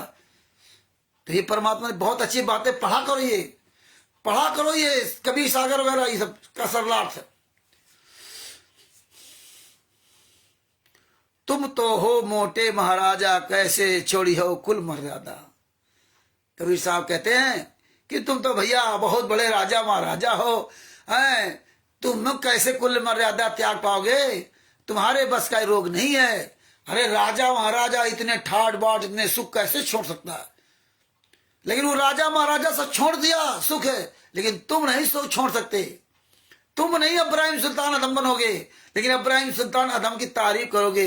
अरे अपने गुरु से, अपने परमात्मा से प्रार्थना करो कि परमात्मा हमको भी अब्राहिम सुल्तान अदम बना दो, हमको भी सेव संबंध नेकी बना दो, हमको भी सदना जी जैसा बना दो, हमें भी जयदेव जी सा, मीरा जी जैसा, नाना जी से बना दो। पर प्रार्थना करो अपने गुरु से।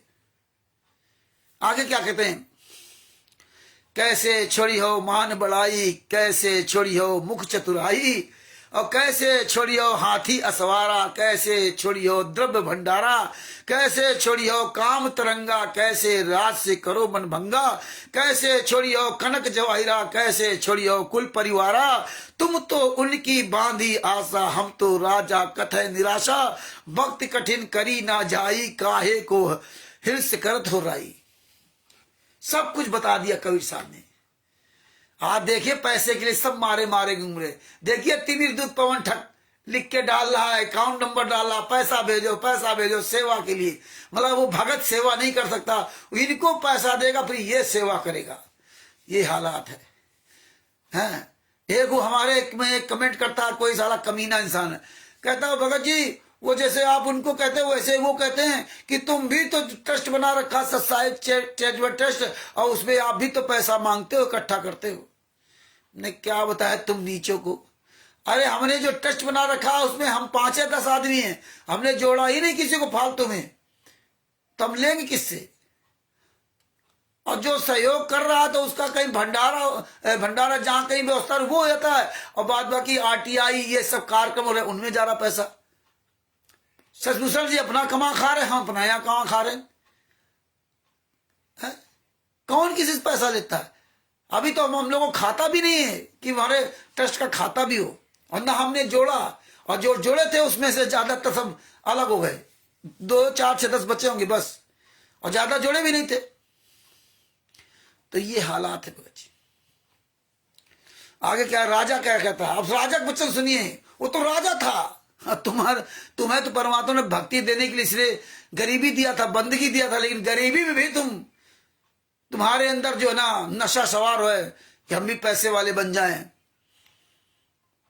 राजा कहे दो कर जोरी, सुनिए समर्थ बिनती मोरी, नगर के सब खट वरन बुलाऊं, नगर के सब खट वरन बुलाऊं, यह अवसर सब माल लुटाऊं, ये अवसर अब नहीं छोड़ूंगा, सब कुछ लुटा दूंगा।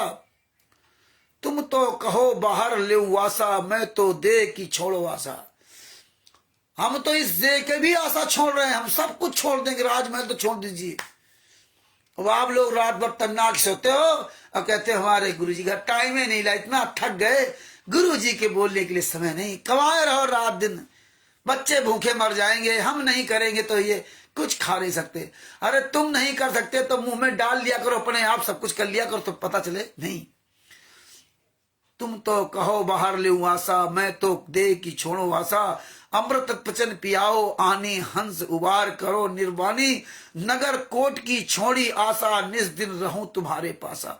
हुक्म करो सोही मैं लाऊं, करो दया मैं शीश नवाऊं, उमंग उठे हर्षित मन मोरा, थकत भये जनु चंद चकोरा, सूखा बाग सो फल प्रकाशा, तब ते पूरी मन की आशा, कसनी कसो सो सहूं शरीरा, तब हूं प्रीत न छोड़ू तीरा, जो तुम कहो सो भक्ति कराऊं, आज्ञा करो तो शीश चढ़ाऊं।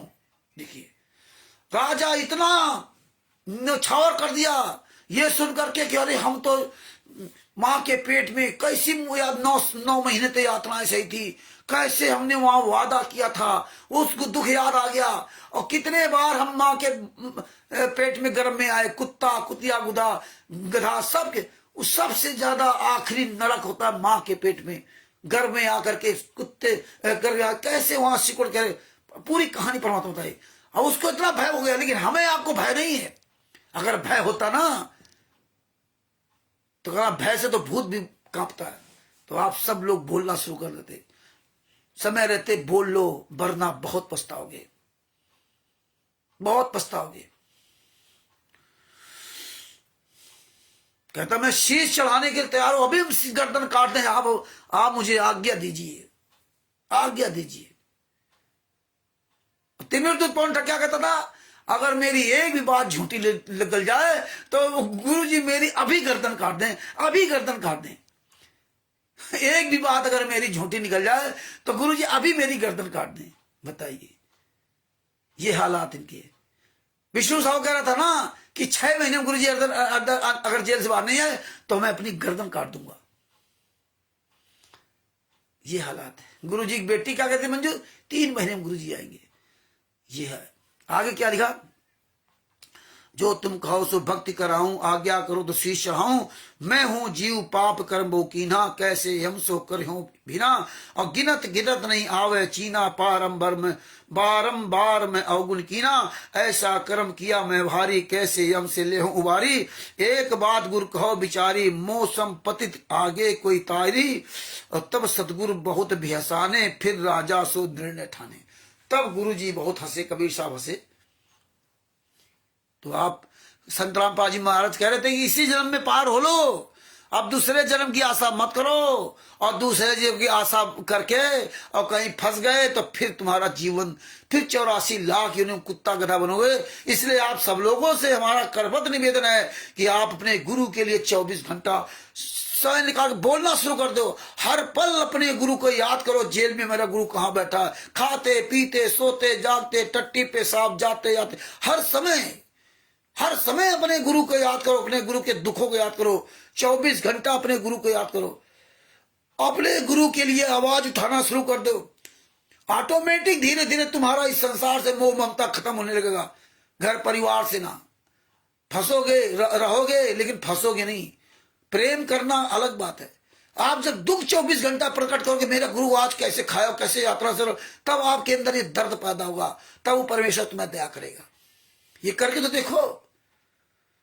हम कैसे 2-2 3-3 बजे रात तक, कल 3 बजे रात तक आप लोगों सब स्टिकर वीडियो बनाते रहे, 3 बजे रात तक का। 3 बजे रात के बाद सोए भी तो परमात्मा की बाणी लगा कर सोए। आवाज बाणियां 4-5 बाणियां हमारे पास 2-2 3-3 घंटे की थी बाणियां, 1-1 घंटे की 2-2 घंटे की हैं। वो बाणियां जो है ना बीच में यहाँ ये सब नहीं काम कर पाते थे, उस दिन सब निकाला हार्ड डिस्क से और निकाल करके अब रात में यही काम करता हूँ। बाणी धीमी आवाज है, बाणी खोल लेता हूँ अपना। रात में 3 बजे लेटने के बाद भी वो बाणी लगा करके और हम सोए। यहाँ सोते, पत्नी अलग सोती, उसको सुनाई दे रही थी तो हमने और कम आवाज किया। 3 बजे सोए। और भी बाणी जब चल रही तो कितनी नींद पड़ेगी, लेकिन बाणी चलना चाहिए। बीच में हमारी आदत बन गई थी कि बिना बाणी चलाए सोते ही नहीं थे। रात में बाणी चलना चाहिए। बाणी चला रहे थे, बड़ा धीमी आवाज में बड़ा चला लिया अपना। नींद आवे चाहे ना आवे, आएगी नींद, अपने आवाज आएगी। परमेश्वर की बाणी चलती रहनी चाहिए। तो ये है। और 8:30 बजे एक फोन आ गया तो हम गाड़ी लेके तुरंत गए, नहाया धोया नहीं, बाद में आकर के अपना क्रियाक्रम किया कर। तो ये भैया सतगुरु बहुत। तो भगत जी मेरा निवेदन आप लोगों से है, सतगुरु वचन युगन युगन भवसागर आऊं, जो समझे ते लोक पठाऊं। तो आप लोग भैया, आप लोग सब लोग बोलना शुरू कर दो, बोलना शुरू कर दो।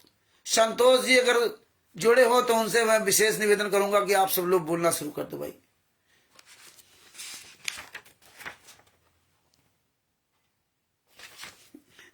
युगन युगन भवसागर आऊं, जो तुम समझे ते लोग पठाऊं, शब्द हमारा माने कोई, तो नहीं जाए यमपुरी सोई। जो हमारे शब्द को मानेगा वो कभी भी नरक नहीं जाएगा, जो अपने गुरु की बात आकर मानोगे तो। इतनी बात कही समझाई, दिल राजा के प्रतीत समाई, और धन भाग मेरा कुल कर्मा, और कोटिक यज्ञ कियो जब धर्मा। सतगुरु, ये राजा कह रहा, को धन्य भाग मेरा कुल कर्मा, कोटिक यज्ञ कियो जब तब धर्मा। सतगुरु आए दरस मोय दीना, और बूझत हंस उबार के लीना। हो प्रभु मोर करो निर्वेरा, मैं तो चरण कमल का चेहरा। और कहूँ संदेश नगर में आए भाई, जग जीवन राय लोक को जाई। और नेगी जोगी सब ही बुलाई, और नगर की प्रजा आई। चंदन का सिंहासन कीना, चौका पूर कलश धर दीना। सदगुरु शब्द उचारे लीना, युक्त साज गादी पग दीना। और सब रानिन को बेग बुलाई, कर दंडवत गुरचरण आई। साखी सब रानी विनती करे, सुन समृत चितलाई। महा अकर्मी जीव हम, सब ही लेओ मुक्ताई। मतलब देखिए, राजा, उसकी पत्नी रानी, उसके बेटे, पूरे परिवार समर्पण कर दिया अपने आप को, जब ये सब ज्ञान सुना। और हम आप स्वयं समर्पण नहीं कर पाए आज तक। ये समझो कितने भाग्यशाली हो कि आप जीवित हो। चाहे आपकी 70 साल की उम्र हो, चाहे 75 साल की उम्र हो, चाहे आप 15 साल के या 20 साल के या 50 साल के। आप सोचिए कि आपसे बाद में जिनका जन्म हुआ वो कितने लोग मर के चले गए, आपके पहले वाले कितने मर के चले गए। आपके सामने 5 साल का बच्चा की मृत्यु होगी, किसी माँ के गर्भ में किसी बच्चे की मृत्यु होगी, जन्म होने बाद मृत्यु होगी। तुम क्यों बचे हो? कितने संत रामपाल जी महाराज से नाम दीक्षा लेने बाद मर गए, कुत्ते की मौत मर गए, मर रहे हैं। तुम क्यों बचे हो? अपने गुरु को धन्यवाद दो कि हम कैसे जिंदा हैं, क्यों जिंदा हैं। इसलिए ये समय सोच लो कि कहीं काल एक सेकेंड में तुम्हारा काम तमाम न कर दे, रह जाओगे। अब फिर अरबों खरबों वर्षों के लिए कुत्ता गधा सुअर बनते घूमोगे। इसलिए बेहतर है कि इसी जीवन में पार हो जाओ, इसी जीवन में अपने गुरु के लिए अपने आप को न्यौछावर कर दो, न्यौछावर कर दो। आगे देखिए, परमेश्वर कहा, छड़ीदार कहे करजोरी, राजा कुंवर सुन बिनती मोरी। राजा रानी गुरु चरणे आए, ताते तुमको बेग बुलाए। अब गर्भवास से करो निवारा, तुरंत चलो जनी लाओ बारा। जहां सतगुरु आसन कीना, कुंवर चार आए दर्शन दीना। तब सतगुरु अस बचन उचारा, शिष्य होए सौंपू भंडारा। सतगुरु कह रहे, तब सतगुरु अस बचन उचारा, शिष्य होए सौंपू भंडारा। शिष्य होए सौंपे देही, शिष्य होए सौंपे देही। लोक द्वीप की गम तब ले। हम तो सिर साटे की भक्ति है, केवल चिल्लाते हैं। का एक सिर साटे की भक्ति, जब सच बोलना होता तो डरते हो, हैं? तन मन धन को ने न आवे, तब जीव लगन जैमनी पावे। तब राजा मन हरस अपारी, और करो शिष्य जाऊं बलिहारी। तो इस तरह परमात्मा ने सिर्फ पूरा विवरण दिया। तो हम आप लोगों से ये निवेदन करता हूं कि आप सब लोग आवाज उठाओ अपने गुरु के लिए, अपने गुरु की आवाज उठाओ। और परमात्मा ऐसे हमें आपको दया कर रहे हैं।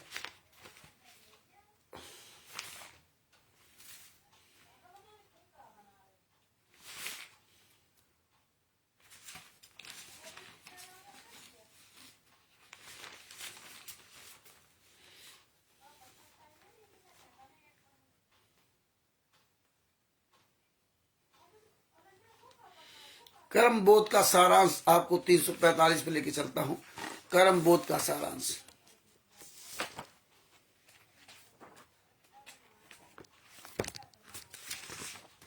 ये देखो अध्याय कर्म बोध का सारांश। इसमें भी परमात्मा ने बहुत अच्छा मतलब हमें आपको समझाया है कर्म क्या है।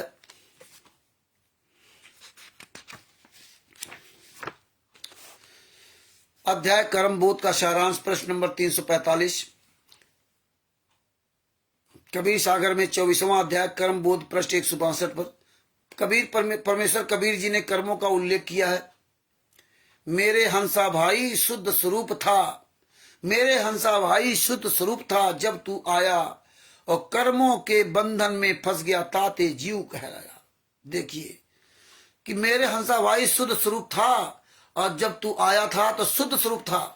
जब हमारा जन्म हुआ तो हम शुद्ध स्वरूप थे, कोई हमें यहाँ कोई चिंता फिक्र नहीं थी। और कर्मों के बंधन में फंस गया ताते जीव कहाया। जब कर्मों के बंधन फंस गया तब तू जीव बन गया। परमेश्वर कबीर जी ने बताया कि सत्यलोक से जीव स्वेच्छा से काल ब्रह्म के षड्यंत्र में फंसकर यहाँ आ गया, इसलिए जीव कहलाया। सतलोक में बिना कर्म किए सब पदार्थ सर्व पदार्थ उपलब्ध थे। यहाँ काल ब्रह्म ने कर्म का विधान बनाया कि कर्म करेगा तो फल मिलेगा। श्रीमद् गीता अध्याय 3 श्लोक नंबर 14-15 में कहा कि सर्व प्राणी अन्न से उत्पन्न होते हैं। अन्न खाने से बीज वीर बनता है, जिससे सर्व प्राणी उत्पन्न होते हैं। अन्न वर्षा से होता है, वर्षा यज्ञ से यानी सास अनुकूल कर्म से होती है। कर्म काल ब्रह्म से उत्पन्न हुए, यानी कर्म का विधान ब्रह्मक्षर पुरुष ने बनाया। जैसे कर्म जीव करेगा वैसे ही भोगेगा। ब्रह्मक्षर पुरुष की उत्पत्ति अक्षर यानी अविनाशी परमेश्वर से हुई। अविनाशी परमेश्वर ही सदा यज्ञों यानी धार्मिक अनुष्ठानों में प्रतिष्ठित है, यानी इष्ट देव रूप में मानकर पूजा करनी होती है। कर्म कितने प्रकार के होते हैं? कर्म 2 प्रकार के होते हैं, एक शुभ कर्म दूसरा अशुभ कर्म, यानी एक पुण्य और दूसरा पाप कर्म कहा जाता है। पुण्य कर्म क्या है? शास्त्र विधि अनुसार भक्ति, कर्म, दान, परमार्थ, भूखों को भोजन देना, असहाय की हर संभव सहायता, दया भाव रखना, अपने से दुर्बल से भी मित्र जैसा व्यवहार करना, पर नारी को माता तथा बहन के भाव से देखना, सत्य बोलना, अहिंसा में विश्वास रखना, साधु संतों भक्तों की सेवा व सम्मान करना, माता तथा वृद्धों की सेवा करना आदि आदि शुभ यानी पुण्य कर्म है। ये पुण्य कर्म बताए परमात्मा ने। और पाप कर्म क्या है? साध विधि त्याग कर मनमाना आचरण करके भक्ति कर्म करना, चोरी करना, परिस्थिति से बलात्कार, परिस्थिति को दोष दृष्टि देखना, मांस मदिरा नशीली वस्तुओं का सेवन, रिश्वत लेना, डाके मारना, हिंसा करना आदि अशुभ कर्म है, यानी पाप कर्म है। कर्म बंधन में कैसे फंसता है? प्रश्न, कर्म बंधन कैसे बनता है? फंसता नहीं, बनता है। उत्तर, काल ब्रह्म ने जीव के कर्मों को 3 प्रकार से बांटा है। यह बहुत बढ़िया प्रसंग परमात्मा ने सुनाया। इसको एक एक शब्द को आप ध्यान से सुनोगे तो आपको बहुत कुछ इसमें सीख मिलेगी। बात बाकी अगर ये सुनोगे, सोचोगे कि रामचंद्र तो जो ना ये सब फालतू गीत गा रहा है, तो फालतू गीत नहीं है। ये समय का ध्यान रख के अपने गुरु के लिए सोच लो, समझ लो, आवाज उठाओ। आज आप देख रहे हो, आप सब लोगों की आवाज की वजह से आज राष्ट्रीय सभा सेवा गुंडों की इतनी बड़ी जो ताकत थी। आप सोचो, अपने सदगुरुदेव संत रामपाल जी महाराज की बंदी छोड़ सदगुरु संत रामपाल जी महाराज की जय हो। देखिए हमारे गुरुदेव की ये ताकत है कि आज पूरे वर्ल्ड में इन गुंडों को इनकी औकात नहीं कि कहीं एक बच्चे का सामना कर जाए। चोर कितने साले छुप गए तो मर गए, जीते जी ये गायब हो गए सब। ये दूसरों को भड़का रहे। आप सोचिए कितनी बड़ी उपलब्धि परमात्मा ने दी। आज पूरे वर्ल्ड में इनकी औकात नहीं किसी का सामना कर जाए। अब तक जगत का कोई व्यक्ति अगर खांस दे तो साले चोर की तरह भाग जाते। ये सोचो, पहले कभी सोचा था क्या? आप सब लोग चंद लोगों की आवाज की वजह से, केवल रामचंद्र की आवाज से नहीं, आप सब लोगों की आवाज से ये समझो। इसलिए आप लोगों से कहता हूं कि चोर की औकात कितनी परमात्मा ने दिखा दिया। बड़े बड़े चोर बेईमान ठग इतने ताकतवर थे। हमारे जो ओम प्रकाश जी को, इनको भी घेरा था मारने के लिए। हमारे दिन की सब बातचीत होती थी, आज यहां घेर लिया, आज वहां घेर लिया, आज वहां मारा, आज वहां मारा। आज ओम प्रकाश जी डंके के चोट पे रोज एक वीडियो डालते हैं, बात बोलने की। देखो उनकी कला कैसे बोल रहे हैं। और जब यही ओम प्रकाश जी हैं, आज इनकी लगभग 70 साल की उम्र होगी, और यही ओम प्रकाश जी जिनको मैं 1.5 साल तक इनसे बात करता रहा, कहता बोलो बोलो बोलो, नहीं बोलते थे। नहीं भगत जी बोलना नहीं आता, नहीं भगत जी बोलना है। हाथ देख लो ओम प्रकाश जी, आवाज देखिए, उनके चेहरे की चमक देखिए, उनकी एक्टिविटीज देखिए, उनके अंदर खुदे भाव उनको समझ में आता होगा कि आज परमेश्वर ने उनके अंदर क्या साहस दिया होगा। तो ये सोचो सब लोग हैं। आप ही का उससे लाभ होगा, मेरा कोई लाभ नहीं होगा। आप सोचते हो रामचंद्र का हमारा क्या भी लाभ? आप बोलोगे अपने लिए बोलोगे हैं। और आज ये आवाज उठाने की ताकत, हम आपको मोबाइल चलाना नहीं आता, हम आप लोगों का उतना पैसा नहीं है, पवन ठग की तरह, मैनेजमेंट की तरह हम लोग किसी खाया नहीं, लुटा नहीं, तो आज परमात्मा ने हमें आपको दिखा भी दिया कि आज जितने थे सब सारे चोर की तरह छुप गए, कितने उठे थे आज कहां चले गए। इसीलिए कह रहे हैं आप लोग अपनी आवाज को ताकत बनाओ। आप ही ना सोचो लाखों हमारे सब्सक्राइबर फॉलोअर्स हो, नहीं। आगे क्या परमात्मा ने कहा, काल ब्रह्म ने जीव के कर्मों को 3 प्रकार से बांटा है, संचित कर्म, प्रारब्ध कर्म और क्रियावान कर्म। क्रियावान कर्म, ये तीनों कर्म बहुत ध्यान से आप लोगों को सुनना चाहिए, एक एक पॉइंट को तो समझना चाहिए, ये कैसे कैसे कर्म हमारे बने। संचित कर्म, नंबर 1 संचित कर्म। संचित कर्म वे पाप तथा पूर्ण कर्म हैं जो जीव ने जन्म जन्मांतरों में किए थे, उनका भोग प्राप्त नहीं हुआ, वे जमा है, ये संचित कर्म है। ये ध्यान रखना, ये संचित कर्म है जो आपने जन्म जन्मांतरों में, अगले जन्म जन्मांतरों में जो आपने कर्म किए थे, पाप पुण्य अच्छे बुरे कर्म जो किए थे, वो आपके अभी भी जमा हैं, उनका भोग प्राप्त नहीं हुआ, वो जमा है, पाप और पुण्य दोनों कर्म। प्रारब्ध कर्म क्या है? प्रारब्ध कर्म वे कर्म है जो जीव को जीवन काल में भोगने होते हैं, जो जीव को जीवन काल में, प्रारब्ध कर्म वर्तमान समय में। संचित कर्म जो पिछले जन्म के आपके पाप और पुण्य कर्म थे, वो तुम्हारे इकट्ठा है। अब तुम प्रारब्ध कर्म, प्रारब्ध जो जब वर्तमान समय जन्म लिया तो उसमें जीव को काल में भोग, जीव को जीवन, प्रारब्ध कर्म में वे कर्म हैं जो जीव को जीवन काल में भोगने होते हैं, जो संचित कर्मों से औसतन करके बनाए जाते हैं। जो संचित कर्मों से औसत करके बनाए जाते हैं, पाप और पुण्य में औसत, कौन कितने औसत में पाप के भोगोगे और कितनी औसत में पुण्य भोगोगे। तो ये देखना, ये बहुत बढ़िया अच्छा चैप्टर है। आप इसको सुन करके आपकी जो है ना बुद्धि चकरा जाएगी कि यार हम कर क्या रहे हैं। उदाहरण के लिए देखो, उदाहरण कितना बढ़िया हमारे संतूर संतराम पाजी महाराज ने उदाहरण दिया। उदाहरण के लिए यदि पाप कर्म 1000 है, यहां ध्यान से सुनना, पाप कर्म आपके 1000 है और पुण्य कर्म 500 है। देखिए, आपने पिछले जन्म में पाप कर्म तो 1000 किए और पुण्य किए 500, तो दोनों में औसत में लिए जाते हैं। प्रारब्ध कर्म यानी जीव का भाग संचित कर्मों से एवरेज में लेकर बनाया था। यदि 20-20% लेकर प्रारब्ध बना तो पाप कर्म 50 और पुण्य कर्म 25 बने। 20-20%, मान लो 20% पाप कर्म से लिया और 20% पुण्य कर्म से लिया, तो दोनों से तो 50 बने पाप कर्म और पुण्य 25 बने। इस प्रकार प्रारब्ध कर्म यानी जीव का भाग बनता है, इनको प्रारब्ध कर्म कहते हैं। आप 20-20% लिया, 50 पहले पाप कर्म भोगो, फिर आप 20 पुण्य कर्म भोगोगे। इसी में जो खेल और कितना बड़ा खेल हो गया।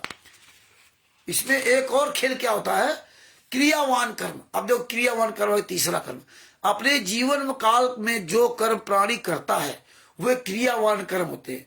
ये तो तुम्हारे पिछले कर्मों का हो गया कि 1000 पाप और पुण्य 50-500, अब दोनों से 20% लिया गया, मान लो तो 50 हो गए पाप कर्म और 25 हो गए पुण्य कर्म।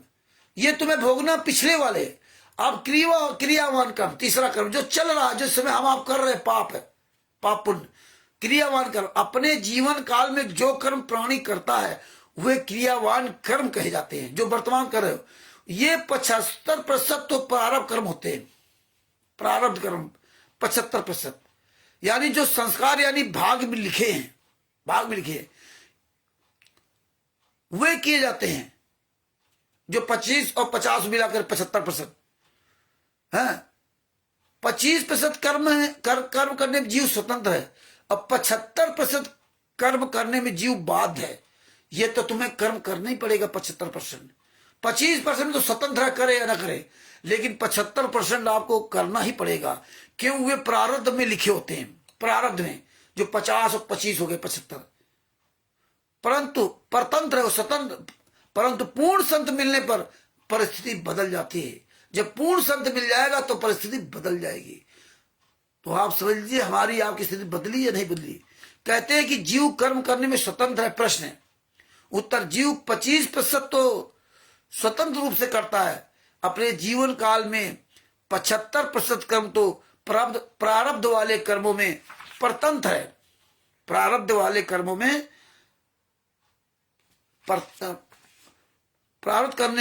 प्रारब्ध तो परतंत्र मतलब विवश है। प्रारब्ध कर्म भोगने में केवल 25% कर्म करने में स्वतंत्र है, परंतु पूर्ण संत मिलने वो तो मिलने के पश्चात स्थिति बदल जाती है। प्रारब्ध में सुसंगत तथा कुसंगत भी लिखी जाती है। प्रारब्ध में शुरुआत में सुसंगत और कुसंगति। उदाहरण जैसे राजा दशरथ जी ने यज्ञ किया था, सुयोग पुत्र प्राप्ति के लिए यह क्रियावान स्वतंत्र क्रम था। सुयोग पुत्र प्राप्ति के लिए क्रियावान स्वतंत्र क्रम था। अन्य संतान 3 पुत्र भरत, लक्ष्मण तथा शत्रुघ्न तथा पुत्री शांता थे। ये प्रारब्ध से मिले थे। प्रारब्ध मतलब कि इनको ये तो मिलना ही मिलना था।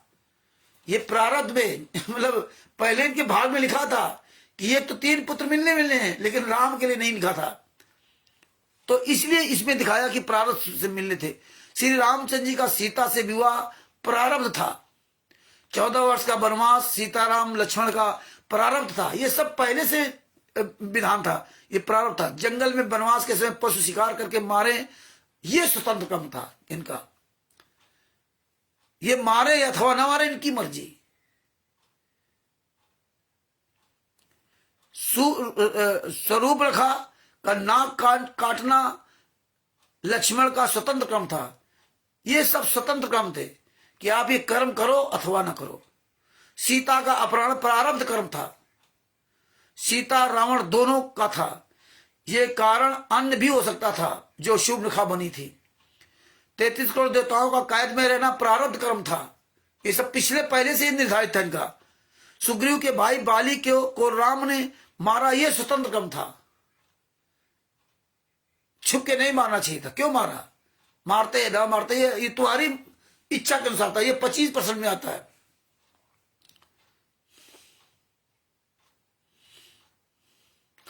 और जो प्रारब्ध कर्म होता है, अगर प्रारब्ध कर्म में आप गलत करोगे तो आपको इसका भोग फिर भोगना पड़ेगा। जैसे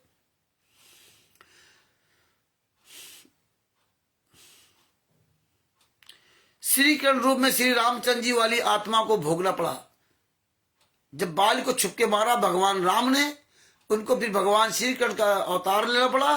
और फिर उनको जो बाली था वो शिकारी बना और इनके कृष्ण के पैर में तीर मारा, हत्या हो गई, हत्या की। यह शिकारी वाली आत्मा बाली था। रावण की मृत्यु 33 करोड़ देवताओं को कैद से मुक्ति प्राप्त था। रावण की मृत्यु और 33 करोड़ देवताओं को कैद से मुक्ति, ये प्रारब्ध था। पहले से इनके साथ वो कर्म लग के आए थे। श्री कृष्ण जी ने जो 8 विवाह किए वो प्रारब्ध था। 8 विवाह। राधा से प्रेम से प्रारब्ध था। ये सब प्रारब्ध थे। गोपियों के साथ भोग विलास, ये प्रारब्ध कर्म था। ये पहले से निर्धारित था इनका। यानी स्वतंत्र होकर किया कर्म था, परतंत्र होकर के। परंतु 16,000 स्त्रियां को एक राजा की कैद से छुड़वाकर अपने पास रखकर उनसे भोग विलास करना, यह स्वतंत्र कर्म था। राजा से उन रानियों को ना छुड़ाते या उनके साथ भोग विलास ना करते, ये उनका स्वतंत्र कर्म था। कुब्जा को स्वस्थ करना प्रारंभ कर था, पहले से ही निर्धारित था। इसलिए घूम करके वो उस तरह पूरी व्यवस्था परमात्मा ने दी कि कुब्जा को उनसे के द्वारा एक अच्छा कर्म कराना था, गलत कर्म करवाना था। भगवान राम से बाली को छुप करके मारना, और उसका पाप आपको भोगना पड़ेगा।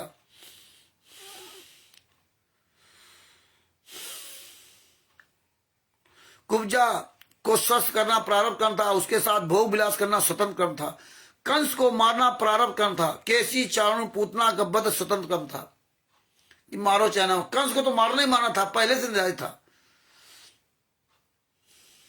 क्योंकि वे कंस के द्वारा प्रलोभन या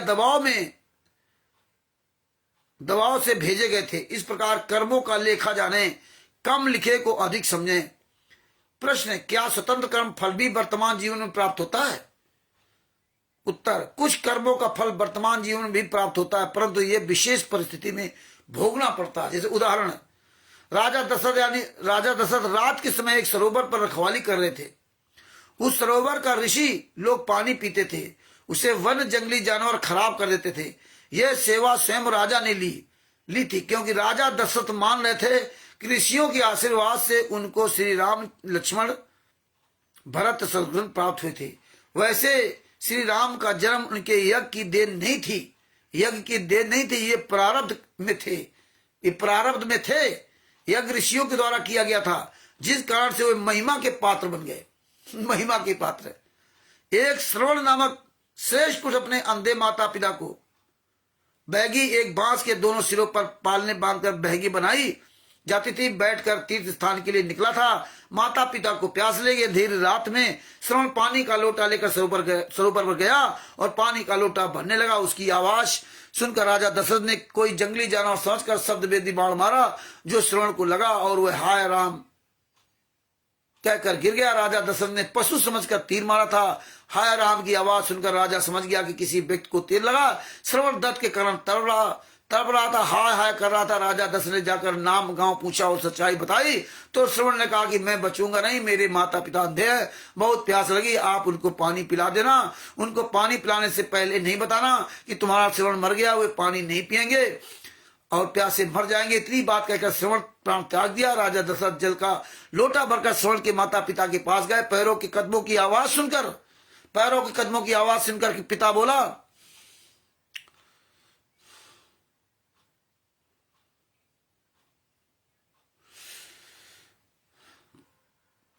कि बेटा श्रवण पानी मिल गया। राजा दशरथ बिना बोले ही पानी पिलाने लगा। माता पिता ने कहा कि बेटा बोलता क्यों नहीं, लगता है तू हमसे तंग आ गया है, सच्ची बात बता, यह दुखी हो चुका है तो हमें यहीं छोड़कर घर लौट जा। बेटा हम तुझे दुखी नहीं देख सकते, जब तू बोलकर माता पिता नहीं कहेगा हम पानी नहीं पिएंगे। विवश होकर राजा दशरथ ने सच्चाई बतानी पड़ी। तब दोनों ने हा हा करना शुरू कर दिया तथा राजा दशरथ को साफ दे दिया कि आज हम अपने पुत्र के विरोध में प्राण त्याग रहे हैं, एक दिन राजा तू भी अपने पुत्र के वियोग में मरेगा।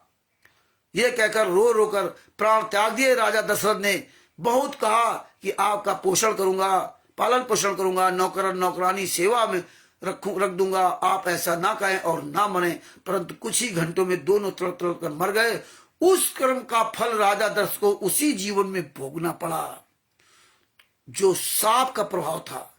श्री रामचंद्र जी जब वनवास को चले तो राजा दशरथ अपने महल की सबसे ऊंची छत चौबारे पर चढ़कर देखता रहा, और जब रामचंद्र जी कुछ ओझल हुए तो चौबारे के मंडेर पर खड़े हो गए। पंजों के बल एड़ी उठाकर खड़े होकर पुत्र को देखने लगे तो वहां से गिरकर मर गए। यह राजा दशरथ का प्रारब्ध कर्म था। ये उसी समय उसी जीवन काल में किया हुआ उनको फल भोगना पड़ा। अब कुछ ये कर्म बच जाते, यही कर्म बच जाते तो आगे चल के भोगना पड़ता है। तो ये कर्मों का लेखा समझ लो अच्छी तरह से ना, ये कर्म के लेखा के अनुसार कैसे हम लोग मरते करते हैं। श्रवण तथा उसके माता पिता के श्राप से राजा दशरथ की दुर्घटना के कारण अकाल मृत्यु हुई थी, जिस कारण से भूत पितर योनि को प्राप्त हुए। जब सीता जी ने वनवास काल में अपने पूर्वजों के श्राद्ध किए तो राजा दशरथ भी पितरों की पंक्ति में बैठे दिखाई दिए। राजा दशरथ की मृत्यु क्रियावान यानी वर्तमान कर्म का फल था। तमाम उदाहरण हमारे परमात्मा ने इसमें दे रखे हैं। क्रियावान वर्तमान कर्म का फल था। तो ये है भगत भाइयों। इसलिए भगत भाइयों मेरा तो यही कहने का मतलब है कि भगत जी अपने गुरु के लिए आवाज उठाइए। आपके पास ज्ञान नंबर 7 का 20वां पुस्तक है और ये देखिए हम पहले से सब पढ़ा है। ये ना सोचना कि कोई हम आज ऐसे निशान लगा दिया। ये सब परमात्मा ने हमें 2015 और 16 में सब पढ़ाया था। ये सब परमात्मा ने सब निशान सब लगवाए थे, ये सब पढ़ाया था। इसलिए हम सब में इसमें सब में जो है ये हाईलाइटर लगाया था। जितना आपको दिखाते हैं सब पढ़ाया है। किसी भी शास्त्र को ले लो, ये पढ़ाया है तो कुछ ना कुछ परमेश्वर दिया सब याद बनाए रखा। ये सब देखो कहीं लाल कहीं पीला, ये सब चीजें ये सब पढ़ाया परमात्मा ने, ये सब लिखवाया है। ऐसे नहीं कि आप लोग को ये देखिए हम ये काम करते हैं। ये जो सादा कागज होता है इस पे लिख देता हूँ किस पेज पे क्या लिखा हुआ, ये टोटल सब इसमें लिखा हुआ है। ये देखो इस तरह से इसको पढ़ते थे, इस पे सब लिख देते थे, इस पे भी। इसके बाद देखो ये 4 पेज तो यही भरे हुए पूरे देखो, इधर भी आपको दिखाया इधर भी दिखाया। ये देखो ये सब लिखा हुआ कि किस पेज पर क्या लिखा हुआ। ऐसे में याद नहीं रहेगा। इसके अलावा देखो और आपको दिखाता हूं, ये देखो, ये 4-5 पेज सब भरे हुए, ये पूरा हम ऐसे रंग डालते हैं, इसमें सब लिखा हुआ है। जो चाहो अपना अपना पढ़ा और उससे छांट दिया। ये पढ़ा नहीं होता, परमेश्वर दया न की होती तो हम कैसे सब समझ पाते। इधर भी आपको दिखाता हूँ, दूसरे साइड में भी देखो, जगह नहीं बाकी, जो भी आप चैप्टर मिल जाता है वहां हम तुरंत लिख लेता हूँ। ये सब ऐसे करता हूँ ये। और इसके बाद देखिए, ये गुरु जी के बगल वाली जो फोटो है ना, इसमें भी पूरा लिखा हुआ है एक एक चीज। इसके बाद देखो यहाँ पे, ये देखो यहाँ सब कुछ लिखा हुआ है। ये कबीर सागर का सल्लार्थ यहाँ लिखा, यहाँ देखो ऊपर नीचे सब पूरा मेरा ये सब व्हाइट रंगा मिलेगा। यहाँ देखो इस पेज पे भी सभी रंगा मिलेगा जी। ये सब ऊपर नीचे दाएं बाएं ये सब लिखते रहते हैं इसी में। इसलिए जो चाहो चीज पर हम छांट लेते हैं, ढूंढ लेते हैं और इसमें पढ़ लिया और बस अपना परमात्मा ऐसे दया करते हैं। और ज्यादातर हम सबने हाईलाइटर लगा रखा। तो ये परमेश्वर ने उस समय दिलवा करके खूब पढ़वाया, इसलिए परमात्मा ने दया की है। और नहीं तो भगत जी हम क्या जानते हैं? तो भगत भाइयों, इसीलिए इसी चीजों का पढ़ने पढ़ाने का मतलब नहीं कि हमको यहाँ ज्ञान की चर्चा करने आए। हम तो केवल इसलिए आपको दिखा रहे बता रहे हैं कि अपने गुरु के लिए सब लोग आवाज उठाओ, सब लोग आवाज उठाओ, रात दिन लगे रहो, सबको कहो बोलो भैया, बोलो भैया, बोलो है, बोलो, आवाज उठाओ। घंटे 2 घंटे समय निकाल करके ना ये सब बातें सुन लो। हमें कोई शौक नहीं है कि टीवी दूध पवन ठग की तरह, संजय ठग की तरह हम कोई सत्संग सुना रहे हैं। हम तो ये चाहते हैं कि आप सब लोग अपने गुरु के लिए बोलना शुरू कर दो। आप सब लोग अपने गुरु के लिए बोलना शुरू कर दो, बहुत फायदा होगा आपके लिए, बहुत फायदा होगा। और इन दुश्मनों की ऐसी तैसी हो रही है, इसलिए और केवल 5 मिनट, 24 घंटे 5 मिनट अपने गुरु को दे दो। और ये हम आप एक भाई बहनों की सब बातें सुनो और मजबूत बनो। तो इसलिए भगत भाइयों ये सब समझो, साहिब चैरिटेबल ट्रस्ट में सदस्य बनो और वो पटना की तैयारी करो आप लोग, पटना में। और ये कोई जबरदस्ती नहीं है कि सदस्य बनो या ना बनो, आपकी मर्जी, बनो अथवा ना बनो। हाँ, ये हम इसलिए बता रहे हैं कि कल को आप ही ना कहो कि हम बताया नहीं, हमने कहा नहीं। हाँ, और पटना रैली में, रैली के आंदोलन में वही व्यक्ति आएगा जो अपना नाम पता मोबाइल नंबर सब लिखाएगा। हम उतने ही लोगों को परमिशन लेंगे, जितने लोग नाम पता मोबाइल नंबर अपना लिखाएंगे उतने ही लोगों को परमिशन हम वायरल करेंगे। हाँ, और उतने ही लोगों को हम आने के लिए कहेंगे। हम पवन संजय और मैनेजमेंट आदि की तरह ये सब नीच काम नहीं करेंगे। हम कानूनी प्रक्रिया चलेंगे और जिसको चलना चले और ना चलना तो ना चले। मुझे किसी भीड़ की आवश्यकता नहीं है कि आप 1000 लोग आ जाए तो भीड़ दिखाऊं, चाहे 1000 आओ और चाहे एक भी ना हो, हमें कोई जरूरत नहीं। आपको लगे कि हमारे गुरु के साथ अत्याचार हो रहा है और हमें वहां जाना चाहिए क्योंकि ये प्लेटफॉर्म मिला, हमें कोई संस्था बना के चलना पड़ेगा। किस संस्था के द्वारा? सच साहिब चैरिटेबल ट्रस्ट के हम लोग हैं। हम लोग संतराम पाजी माँ की शिष्य ही नहीं। जब शिष्य तो तब बनेंगे जब वो जेल से बाहर आके हमें नाम दीक्षा देंगे, तब। हम तो उनके साथ जो अत्याचार हो रहा है, हम तो उनके साथ जो अत्याचार हुआ है, जो उनके नाम से ये फर्जीवाड़ा पूरे वर्ल्ड में चल रहा है, एक भी चीज टोटल फर्जी खुलेआम चल रहा है, हम उसका विरोध करने आए हैं। क्योंकि हम शिष्य अगर उनके होते भी तो शिष्य संपाद में पहले हम इस जिम्मेदार इस देश के नागरिक है। हम सभी जिम्मेदार इस देश के नागरिक है। तो आप ये नागरिक की भूमिका निभाइए। चाहे किसी के साथ कोई आपत्ति आए उसका सहयोग कीजिए। परमात्मा ने देखो इसमें बताया भी है, सब चीजें आपने सुनी, तो ये ध्यान रखो। इसलिए आपको समय मिले, आपकी मर्जी हो तो आना और नहीं मर्जी है तो मत आना। आपकी इच्छा हो तो ट्रस्ट का सदस्य बनना, ना इच्छा हो तो मत बनना। आपकी इच्छा हो तो सहयोग करना, आपकी इच्छा हो तो सहयोग ना करना। उसकी सहयोग की मुझे कोई आवश्यकता नहीं। ना हमें तुम्हारे पैसे से हमें अपना घर चलाना है और ना हमें कोई जरूरत है, ना सजभूषण जी को जरूरत है, कोई लेना देना नहीं। और जो भी होगा सब ट्रांसपेरेंसी होगा, और हमें कोई लाखों करोड़ की जरूरत नहीं है। तो काम तो परमात्मा करवाएंगे, वो सब ईश्वर खुद करवाता है। लेकिन हम बताए दे रहे हैं कि आप लोग जैसे कह रहे थे कि भगत जी हमको भी, तो उसमें आप अपना योगदान दे सकते हो, लेकिन दान पाठ दशवांश ज्योत का पैसा नहीं होना चाहिए, और उसमें लाखों करोड़ों रुपए नहीं चाहिए भैया कि कोई लाखों रुपया सहयोग करा ना भैया। हमें वो तो हमें मेहनत की कमाई 100-150 रुपए जो भी होगा अपना, जितनी जिसके क्षमता, वो उधार व्यवहार मांग के नहीं। हाँ, ये वो काम नहीं है कि भैया हम भीख मांग कर धूमे भैया पैसा दे दो कार्यक्रम कराना। हम वो उस तरह नहीं कार्यक्रम करेंगे। आपकी मर्जी हो, आप आइए, आप सहयोग कीजिए, जो भी सहयोग वहां करना चाहें आप, है ना, तो ये आप ना कर सकते हैं। और बाकी परमेश्वर का कोई काम रुकेगा नहीं। ये पुस्तक छपानी थी, हमने कभी किसी से नहीं कहा पुस्तक छप गई। हम रात दिन अपना चिल्ला रहे, हमने कभी नहीं कहा कि भगत जी हमारी टिकट करा दो, हमारा ये कर दो, नहीं, ना हमें जरूरत है। हम तो दाल रोटी नमक रोटी अपना कमा खा रहे हैं। हमें तो परमेश्वर उससे ज्यादा दे रहा है कि साधु साईं इतना दीजिए जामे कुटुंब समाज, उसमें भी भूखा न रहूं, आप न भूखा जाए। हमें तो उससे कई गुना ज्यादा दे रहा भैया है। हम तो इतना मांग रहे थे और हमें तो उससे ज्यादा दे रहा है। हमें क्या दिक्कत है? परमेश्वर हमारे काम सब करवा रहे हैं। हाँ, हमें बहुत लाभ हुआ परमात्मा की शरण में आकर के, हम बहुत लाभ हुआ, आप सोच नहीं सकते। क्या बताएं आप लोगों को? ये लोग तो लूट के बता रहे कि हमें लाभ हुआ। हमें तो कम से कम 8-10 लाख का नुकसान हुआ था, और बहुत जरूरी नुकसान था, और वो उससे ज्यादा परमात्मा हमें दे रहे हैं, उससे ज्यादा। हम काम भी नहीं करते, खर्चे भी सब चल रहे, नमक रोटी दाल रोटी पर परमात्मा चल रहा, और खुश भी है, मस्त भी है, बच्चे भी हमारे बाहर पढ़ रहे हैं, बढ़िया परमात्मा उनकी शिक्षा दिलवा रहे, और आगे अपना उनका कर्म जाने। तो ये चीजें न, हमारी औकातें नहीं थी कि बाहर उनको पढ़ा सकते थे।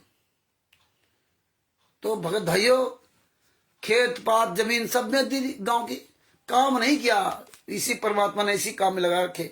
बात बाकी आपके सामने सब रिजल्ट है। तो इसलिए भगत भाइयों, अपने एक गुरु के लिए आवाज उठाओ, रोज समय निकाल करके आवाज उठाइए। जो आवाज उठा रहे अच्छी बात है, और अपनी ताकत बढ़ाओ और जिम्मेदारी के साथ आवाज उठाओ। ये ना लगे कि आप फॉर्मेलिटी अदा कर रहे हो। फॉर्मेलिटी करना और जिम्मेदारी में बहुत बड़ा अंतर होता है। देखिए, बापा सीताराम जी जब महाराज जब बोलते ना, तो उनके अंदर ये नहीं समझ आता कि फॉर्मेलिटी कर रहे, क्योंकि ये तुम्हारा बॉडी जो लैंग्वेज है ना, वो बॉडी लैंग्वेज ही प्रभाव डालती है। अगर आपकी बॉडी लैंग्वेज बनावटी है, जैसे कभी होते हैं गाना गीत गाते हैं, गाना गाते हैं, कथावाचक आंसू ग्लिसरीन लगा लेते हैं, वासलीन लगा लेते हैं, आंसू बहाने लगते हैं, है ना। तो ये जितने जो कॉमेडियन होते हैं, है ना, तो ये वो अलग उसका प्रभाव रहेगा। तो इसलिए आपकी बॉडी लैंग्वेज बहुत प्रभाव करती है। तो ये हमेशा याद रखना कि तुम वो सोच रहे हो कि नहीं हम तो रोज वीडियो बना डाल रहे किताब लेकर के ना, हम तो रोज अंतर से बोल रहे हैं, लेकिन सामने वाला तुम्हारे जो वीडियो देख रहा है ना, वो समझ रहा है कि ये देखो गद्दारी कर रहा है, इसकी बॉडी लैंग्वेज वो नहीं है।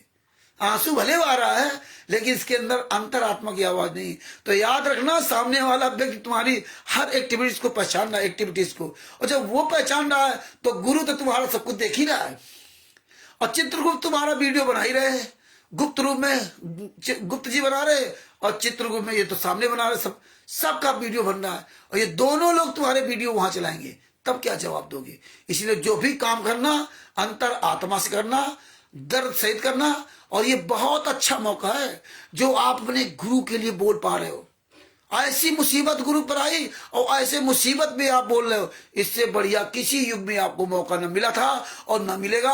आपकी बुद्धि काम कर रही है, आप महसूस कर रहे हो दर्द को भी, और अपने गुरु के साथ हो रहे अत्याचार को देख रहे हो, और आपके पास सारे सबूत भी हैं, और आप सब जो जान भी गए कि टोटल फर्जी। और इसके बाद अगर आप आवाज नहीं उठाओगे तो क्या होगा? तो आवाज उठाइए भगत भाइयों, हाँ, आवाज उठाओ, और हम सब एक दिन कामयाब होंगे, और हमारे गुरु जी एक दिन जेल से बाहर जरूर आएंगे, और जरूर आएंगे, और उस दिन आएंगे जब इनका पूरी तरह सर्वनाश सफाया होगा। सफाया का मतलब है कि सब मर जाएंगे। उस दिन हमारा आपका सबका वारा न्यार हो जाएगा। तब परमात्मा दिखाएंगे कौन कितने गहरे पानी में है। इसलिए भगत भाइयों, हम परमेश्वर की बड़ी दया है, आप सब लोग अपनी आवाज उठाइए और यहीं अपने शब्दों को हम विराम देते हैं।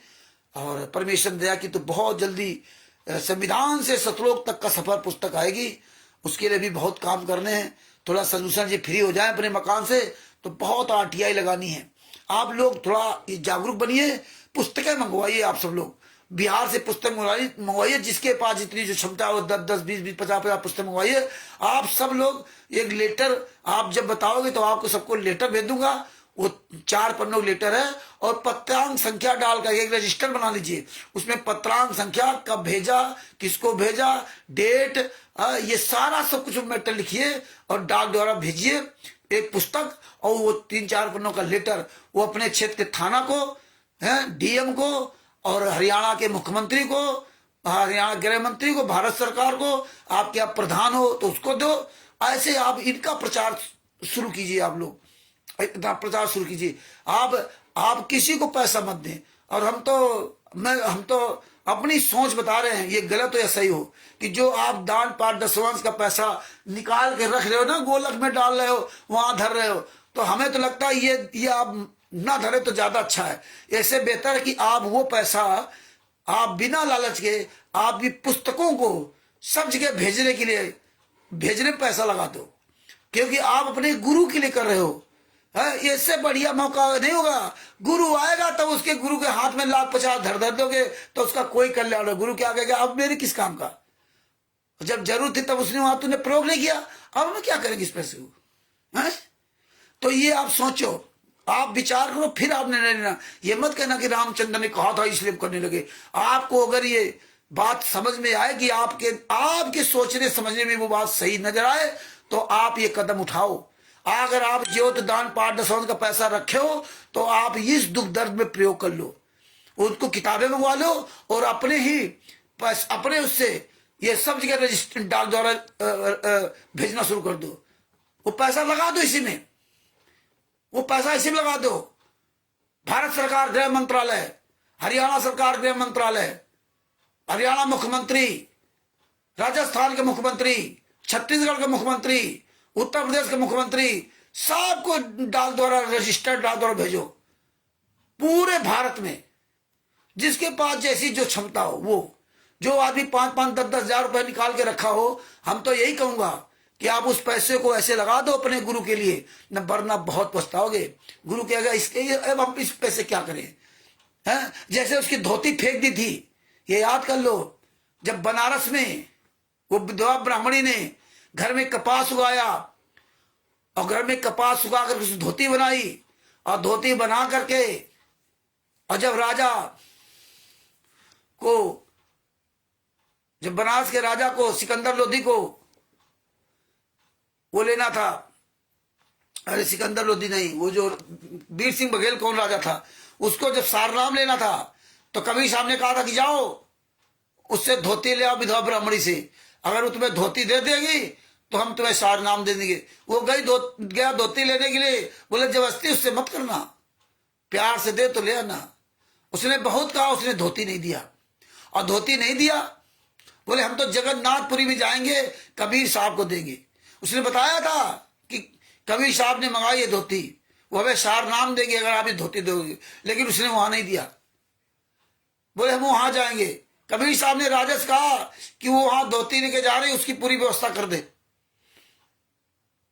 पूरी व्यवस्था कर दे, उसको जाने में कोई तकलीफ ना हो। जैसा कि परमात्मा ने संत रामपाल जी ने सुनाया, वो धोती लेके वहां गई, जगन्नाथपुर में जब चढ़ाई वहां पे तो वो धोती वहां फेंक दी गई। अब इसकी धोती क्या करूं, जब वहां जरूरत थी वहां मंगाया था, कबीर साहब ने मंगाई थी, वहां तूने दिया नहीं, यहां चढ़ाने आई, धोती फेंक दी गई। तो याद रखना कि जो आप पैसा धर रखे हो ना, कि हम गोलक में डाल रहे हैं दशवांश, गुरु जी आगे तो गुरु जी, फिर गुरु क्या फेंक देगा। गुरु क्या करेगा पैसा, गुरु तुम्हारे पैसे का भूखा क्या, वो गुरु खोए पूरी दुनिया को चलाता है और तुम उनको पैसा दोगे। इसलिए हम सब लोगों से निवेदन करूंगा कि आप अगर इस तरह पैसा रखे हो तो आप ऐसे खर्च कर दो, जो इससे अच्छा मौका नहीं मिलेगा।